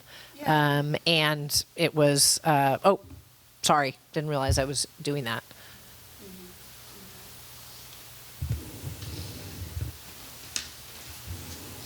We're doing quite well. Yeah. We're halfway done here. Let's see. If only Rick Singer was here to change our answers to what they should have been. That's a really awful joke, but I laughed anyway. It was pretty good. The board has an effective process to review, revise, and adopt policies. I think we've done really great with that. I'm joking. Yeah. I mean, based on what we've gone through the last several weeks, I think we're all in agreement. We need to look at this, and I think we get to the right outcome. I think we could do it a lot more efficiently. right. And I think Cynthia had a good idea, so I'm going to hand it to you. So, and this can be an ongoing thing, but in Kentfield, which, yes, it was a smaller district, but we had a policy committee that had 2 trustees on it that worked with the superintendent to review CSBA's quarterly update on policies, right? Because a summary letter comes in telling you, here's the package, here's what each one is, and then we would parcel it out to the people, if it was finance, if it was whoever, it went to the people that needed to look at it. And so then when the policies came to the board for approval, board members already had some not expertise, but familiarity with it. And recognizing this is a larger district, that Tara and I don't know if Corbett's always on the policies or if he just got pulled in on the field trip ones, but Wes also works on them. And so I had, because I feel this is an area I feel very disconnected from, and coming up with, when we discovered that the one of the field trips wasn't consistent with the policy, right? And so things that had been going on for a while in the district. And so I've offered to help with it, and perhaps maybe can even start with, maybe we just provide the board with the CSBA quarterly update, the letter that says here's the policies, and then the board can review it as part of the board materials for the next meeting. And so we're cognizant of what the changes in policy are being recommended, and then maybe the superintendent and or Wes can give an up, but there needs to be more connection with the board and the policies, because they are board policies. They're not district policies. It's the boards, it's the CSBA that puts them out. Gamut Online is put out by CSBA. A board has to absolutely understand the policies that it has. So I'm sure I rated this. Yeah, I'm sure that I'm the one over in the rarely. No, I would agree with that. And I think what I found disconcerting was some of the tenor and the feedback we've gotten over the last, and just this evening, there was this perception that this came out of the blue. And I can tell you, the previous board struggled a lot with these field trips. This was nothing new. And I really appreciate the thoughtfulness of making this a tighter document, that it is really important, and it's not something that takes courage or I'm actually even more concerned now after some of what I've heard. I'm just letting the superintendent know that the one thing I hope I was hearing wrong is I was starting to get the sense that it was, how dare you consider evaluating and assessing this program. And I have 2 children who have benefited from the program, and I can't say enough about it, but when it comes to access for all students and the program itself and safety, of course, we have a right and a duty to evaluate it. And so that makes me want to evaluate it all the more. It makes me really concerned. So this was like a eye-opener for me, and I appreciate the time everyone took to make it right. And I would support any sort of subcommittee or any process at all for trying to make this more efficient and streamlined and effective. So maybe that's something we can talk more about when we get to this, but I like the idea. It's something worth thinking about. I think sometimes when we stumble across those things that are policies we want to tighten up or things that need to be addressed, that when it becomes clear that we're, how do I say this? It might be better to take that, to table the conversation, define some of the issues so that those of us who are new or can formulate an opinion and then come back and do that more efficiently at the next meeting. I think that might be something we could do. Good idea. I think that goes along with what Cynthia was offering, that we, let's get some of this work done and then bring it to the board. Yeah. And so. Anything else? Can I suggest and Tara weigh in on this, but perhaps if the CSBA packet just came in and it has the cover letter that summarizes the policies that are in there, correct? We subscribe to that service. Then we attach that to the next agenda and board members are responsible for reading the summary, and then we can go from there. And then I would always be available if you wanted to help with the language of a policy that we decide needs to be reviewed that isn't pro forma review, but it doesn't necessarily have, at this point, be a standing subcommittee. But let's at least start attaching the summary letter.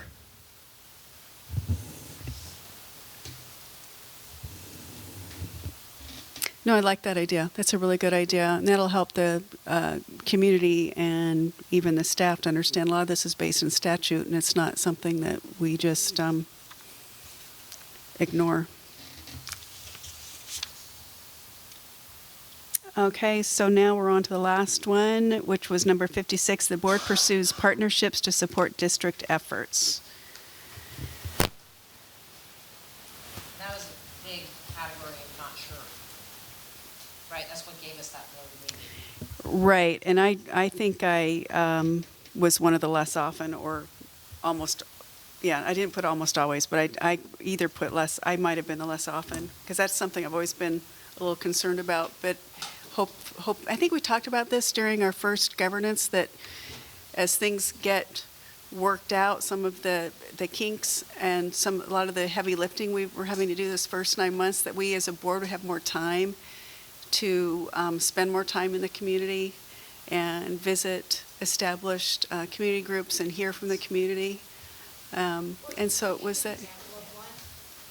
I went to a Rotary Club meeting, and you were there as well. And it was really helpful just to hear what was going on and why they value the high school.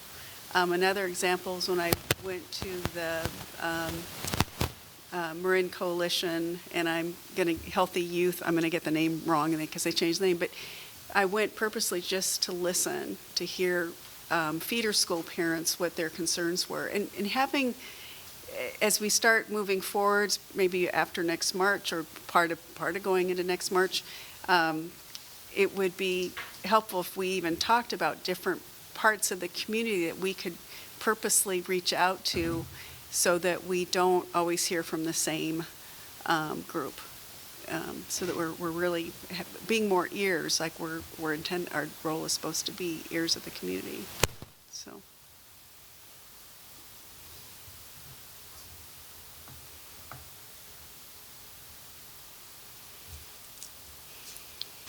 Does anyone want to talk any further about this before we move on to the governance handbook? Okay.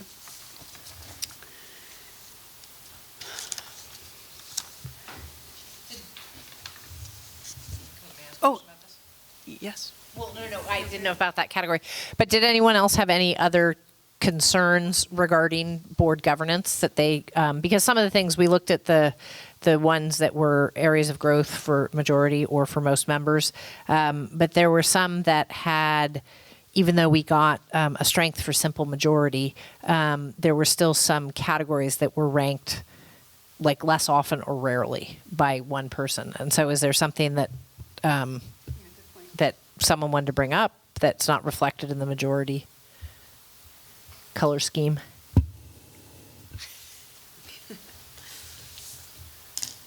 No. All right. There's a really lively group here tonight. It's hard to get lively about this topic, I know. But Cynthia and I are having a good time. Okay.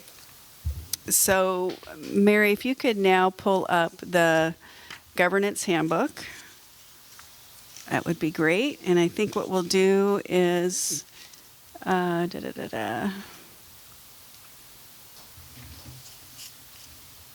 don't we go to topic 6, since this was one that did come up, even though I think we solved it. Let's just see if there's anything else we want to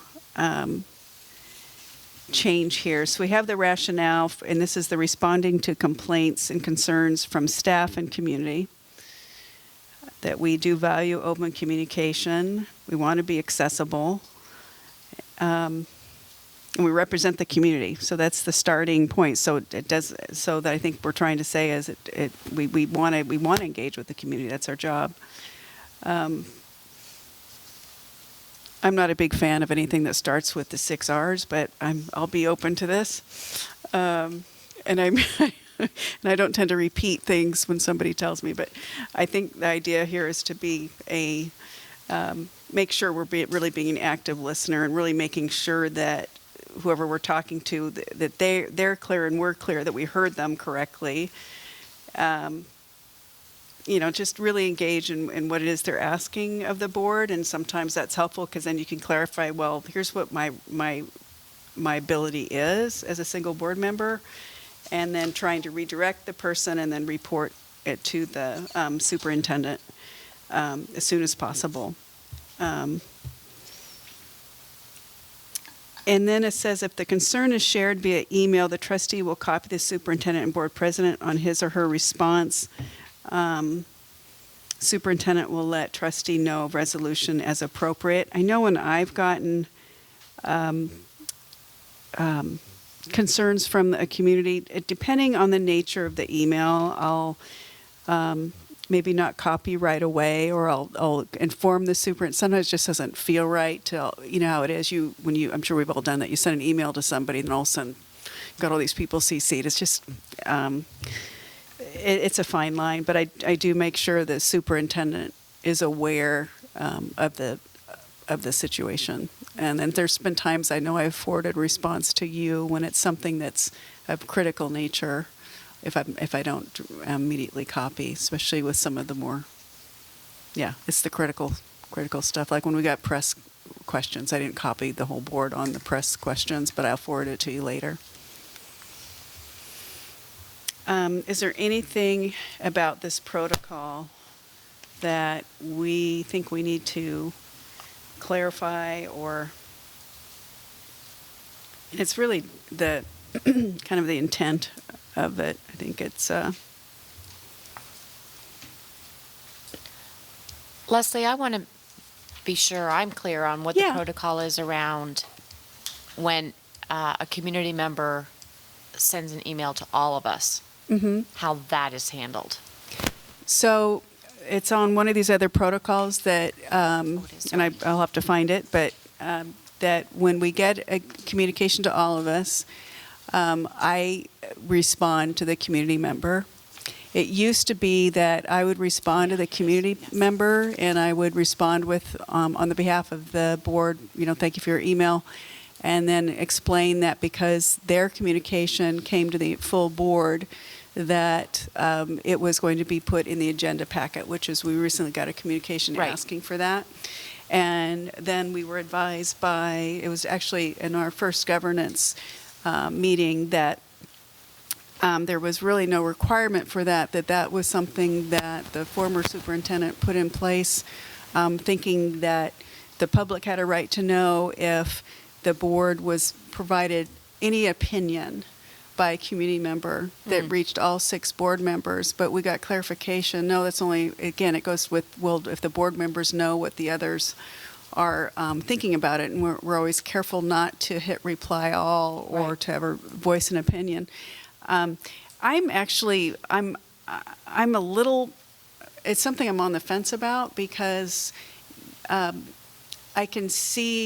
still can see that if, let's say we did have something pending or that was coming up, and we had somebody in one community that was watching it because they had a real concern about it. If they knew that the board got blasted with a very comprehensive memo on the topic, taking a counter view than theirs, I still question, maybe they have a right to know that, and it might spur them to, to say, oh, that's not accurate. This is accurate. I want to respond. So I'm still a little torn about it, to tell you the truth. And I'm trying to think of an example.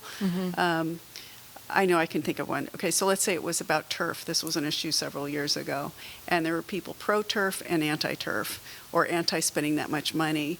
And there was some information around the turf that wasn't always accurate, but we would get lots of emails. And if somebody that was anti-turf saw these emails coming in citing health effects with citations, they'd say, well, that's not accurate. Why not give them the chance to give the board the other information, whether we, with whatever we do moving forward. So I'm still a little torn about that we made that decision. Someone's seen emails, saying the board members seen emails? All 5 board members, yeah, when it goes to all 5 or a majority. And we used to always let the public know if we got something like that. And then we didn't put anything in there that was strictly just, didn't have any substance or was, had information that was private or about a student.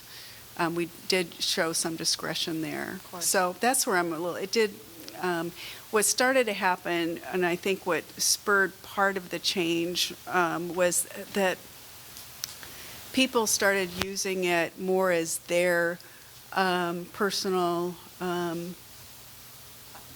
platform. And it started taking up a lot of resources. And so it wasn't really fulfilling the intent of letting the public know for purposes of their interest. And maybe that's where we would adjust it. We just became, well, Mary went through that with me, that we had hundreds of emails that we were trying to upload. And then people started thinking, well, you needed to get this up now. And they didn't understand that, no, this really is a board meeting that's in public. It's not a community meeting. And that's where we just didn't manage it very well, I think. Were people using the copy all on an email as an alternative to coming and publicly commenting? Yeah, sometimes, yeah. Yeah, so that's where it's tough, because I can see, it's why they would want to be on record, or they, Well, I guess yeah, I'm kind of torn. So my question is if someone wants to be on record, and I certainly respect and appreciate that, making an effort to come and comment during public comment, and sometimes they can't get to, the October 15th meeting, but there's another one in 2 weeks, or of course we want to hear from our community. Of course we want that open dialogue and transparency. I guess I'm sort of supporting not always publishing the emails. I mean, there's some responsibility to the community member too. Yeah, and I tend to be more the other side, that I think it can be so hard to get here, and that board meetings really are our meetings. But so I don't know. I have to tell you, this is something I'm still struggling a bit with. It did get way out of hand. I mean, we Right. before, Yeah. and we needed to kind of reassess how to handle it. Do you have any thoughts, Cynthia? How did you handle it at that district? What was it? I think the board president had more discretion with the superintendent to respond to some things, because I think you do have to correct some errors, or if the board has been insulted, or if something's being circulated into the community, you have to send an official response, and we might be CC'd on that. It wasn't made part of the agenda, though. I mean, if someone, because usually it was people coming to a meeting, or they might bring a written document and say, I'm so-and-so, and could I have this be part of the record? They didn't necessarily read it. They didn't, and then copies were provided to us. But I am not aware that the communications were made part of the, I don't know what's going on now, but at least, yeah. Very many. It's not like before. We don't get many that come to 3 to 5 board members. So it's not really as much of an issue now. And actually, we recently received a communication, and I can respond to that communication, and then it's part of the record for them. I mean, it's out there. So. In general, most of the time when people are sending something to everyone, they're also showing up, wouldn't you say? Not Like always. months ago when people were, when there's more communication. Well, when you used to write to us, yes, you showed up. When the public used to write. Yeah. Yeah. And now you're here all the time. Yeah, no, it's hard to say. I mean, no, actually not always. I got a lot that people didn't show up, but that was an unusual time. So, and that's the thing. I just have to remember, I'm responding to an unusual time where people really needed to know they were heard and they were on record. So it was a very different climate. Maybe if that happens again, we would change it. See, I worked through that. Thank you. I think the protocol still says you may, if you choose to. And I think to your point, it depends on the time. I also think it depends on, it can get really tricky when people are trying to weigh in on something like a job that management does. Do you know what I mean? Right, Where, right. like with the turf thing, Yeah, that you was know, really like, hard, they're, yeah. right, it's hard because we have a recommendation from staff, and people can certainly weigh in, but it starts to get tricky, you know, when you start publishing things that say, your staff is wrong, and, you know, and that's kind of what people want you to do, and then that I think becomes part of the conundrum that you're speaking to is, it's the board's agenda, and it's the board's items, right? So it really is, I think, up to your discretion of if this information has informed you in a decision-making process, then I would say, and it hasn't been made public in another way, then I would say that probably is something that should be made public. No, it's a good point.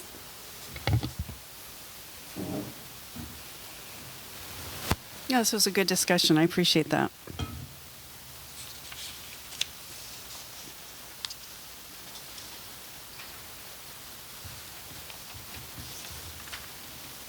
So we're fine with Right. I don't see where it says may, but. Oh, okay, no wonder. Okay, thank you. Okay. and Yeah, that it's makes there, sense it's under then. communications to and from board members. It said may, okay, Yeah, and it's good. at emails, documents to board at the bottom of Okay. protocol. Okay, so we're fine with, so we can take topic 4. 4 is done, yeah, there's, yeah. I just corrected typo in the second to last line. You don't like 2 Ts in No, I don't. You sure? I thought it said AT&T. You're funny. Okay, yeah, and we did the other ones before, 1, 2, and 3. And we just talked about 6, and we don't have any changes to 6. Visiting schools, I do think that this one is important, and I'm just looking at it again.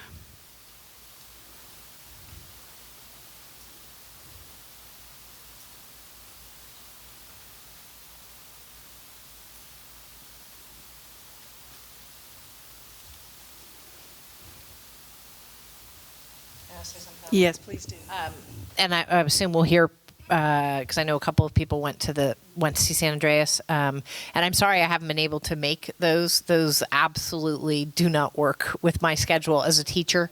And here and there I can take a day, but it requires 3 times as much work to take a day off. And but I do have some vacations that don't coincide with the school district. So I would love to, be a fly on the wall for not a special day, but because I know we have the whole week of Thanksgiving off. I don't think our winter breaks line up, our spring breaks don't line up. So, and not creating extra work for the sites, but just to get a flavor. I think I do recall this question coming up, and I think we talked about it, maybe didn't incorporate it. Under protocol, there was one question under bullet 3, trustees will give the principal a reasonable amount of lead time prior to the visit. And I think somebody asked the question, what is reasonable amount of lead time? Part of this has to do with, there have been times where the principal says it's really not a good day, or whatever it is, that we're not to assume that it's always easy for us just to pop over there. Depending on what they're doing, they might be having a drill or something. So what's a reasonable amount of time? I read that as The same guidelines for filing interdistrict transfers. to let them know in January. Okay. Well, I think when the principal should define reason. Well, I don't know. Maybe principals feel pressured, but aren't we supposed to be working with? I thought we'd agreed to work through the superintendent on this. Superintendent and Principal. But I'm thinking we just change this to superintendent. Because I think the principals have had a hard time saying no to us. Wasn't that what we had agreed that? Yeah, and I think it's semantic, but I would say if you can just give us, 48-hour notice,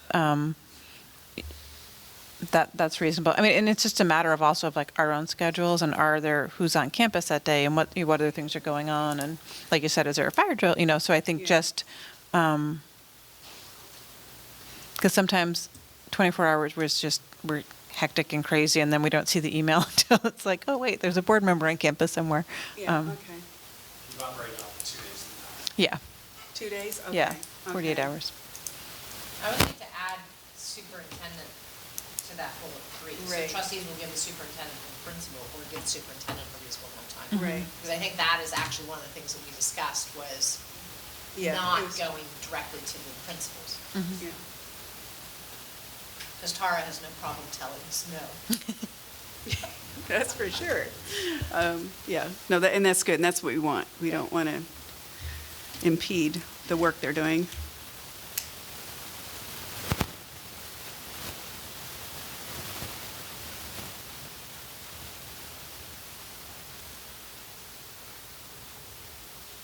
Any other changes to this one?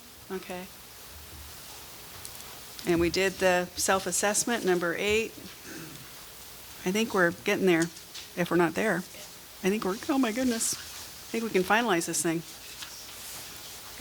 Take draft off it? Yeah, why don't we make that's minor adjustment, and if anyone sees anything, holler, and we can finalize it. Thank you, everybody, that was very good. Now we can do the mission statement. Right. Okay, so let's see where we are. I think we're heading down the home stretch. We're really close. And now we are on to the superintendent report, and then we'll do the trustee reports.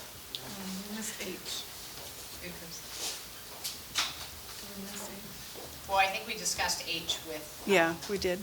We're gonna go with the CSBA summary to the next. Yeah, you're right, agenda, you're right. And then go. Thank you, from there. Mary. Yeah, thank you, you're right. Thanks, Mary. Yeah, thanks.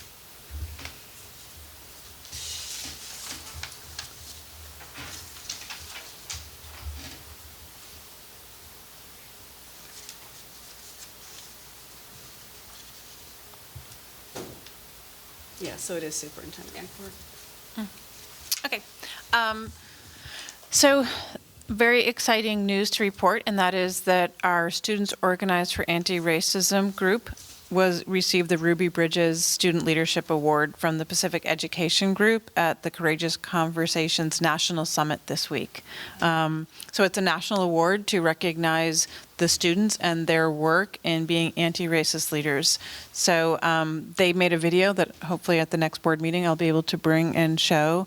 And it's just, SOAR is in its 3rd year here in the district, and it has really, I think, given students a voice in a way that they haven't had in the past or haven't felt like they've had. And it's just really exciting, and I think it's tremendous for our group of students to be recognized in that way for their very courageous work of addressing racism on their campuses and, giving workshops to adults as well as their peers and really addressing a very challenging topic, a very difficult topic, and one that adults don't always handle very well.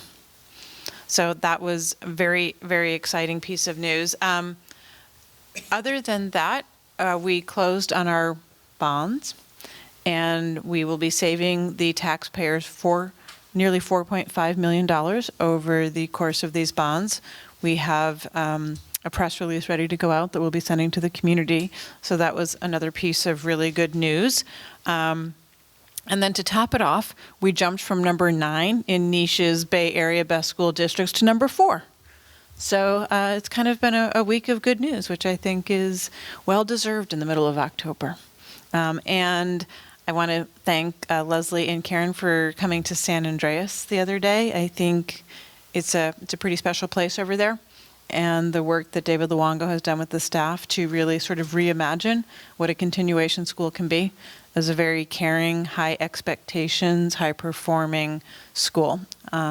So that was some good news to relay.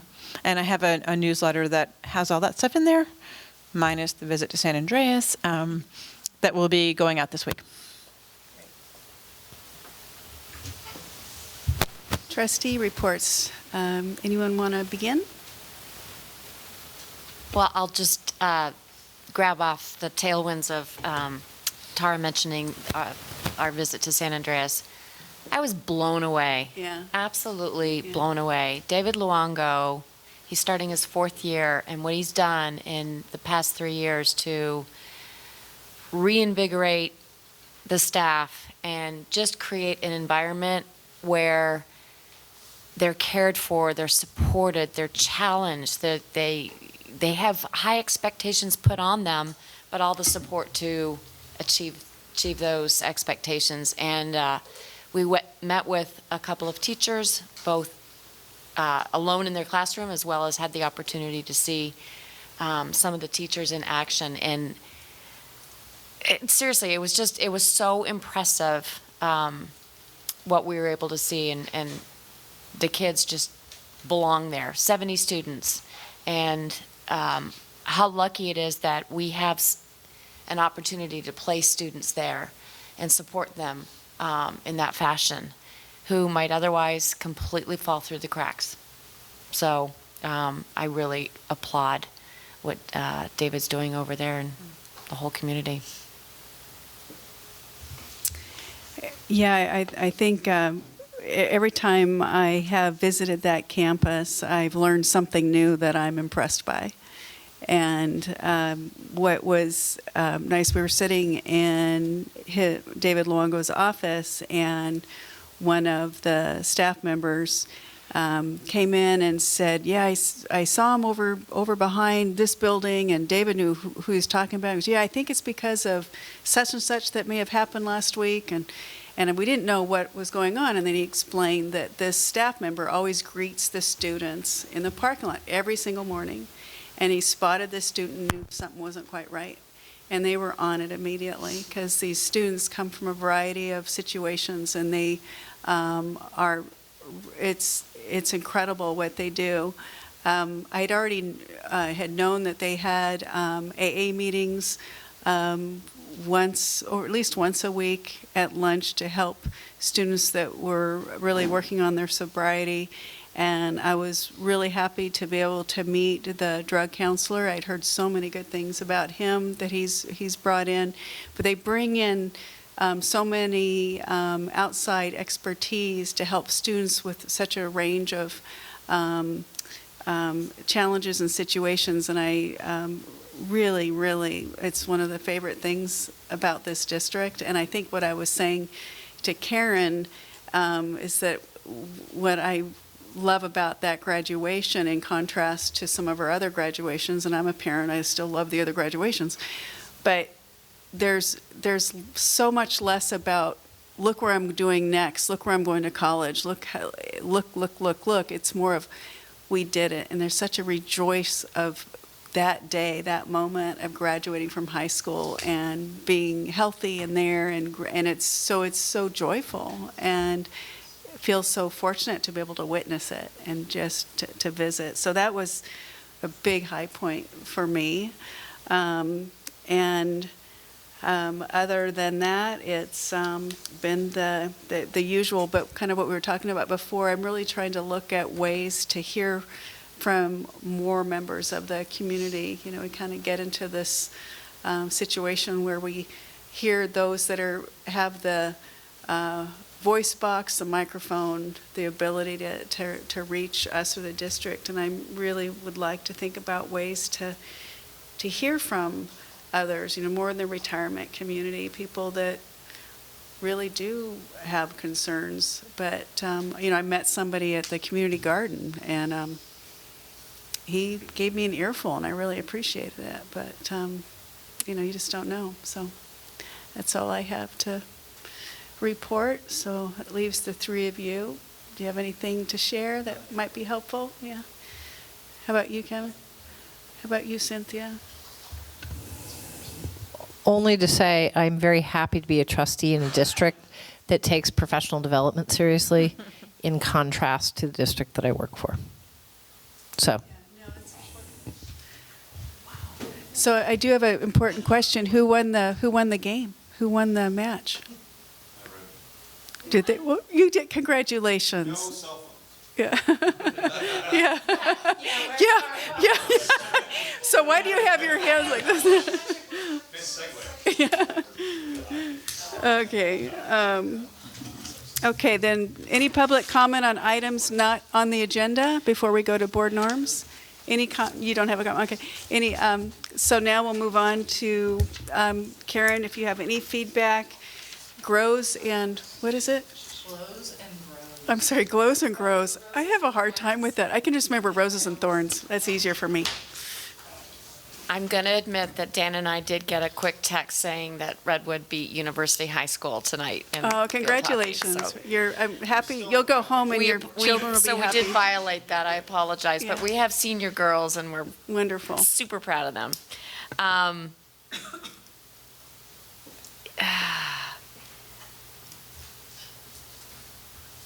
Call something out. Work collaboratively, working and build towards consensus. I like the discussion around the protocols and calling out some things and asking for clarification and making sure that we are all on the same page. And I think we did a nice job of that. And I always applaud us for looking at the best interests of all students. And I think, again, we did that tonight. And in keeping with during trustee reports, we're going to throw out something for a future agenda item. I'll wait till next time. I'll decide. There was something I thought we might want to talk about, but I'll hold it. Sorry, I know it has to do with public comment. I know you're just on the edge of your seat, but just to get that kind of sealed and done. So thank you, and everyone drive safe. Hope there's no traffic. Thank you. Meeting adjourned.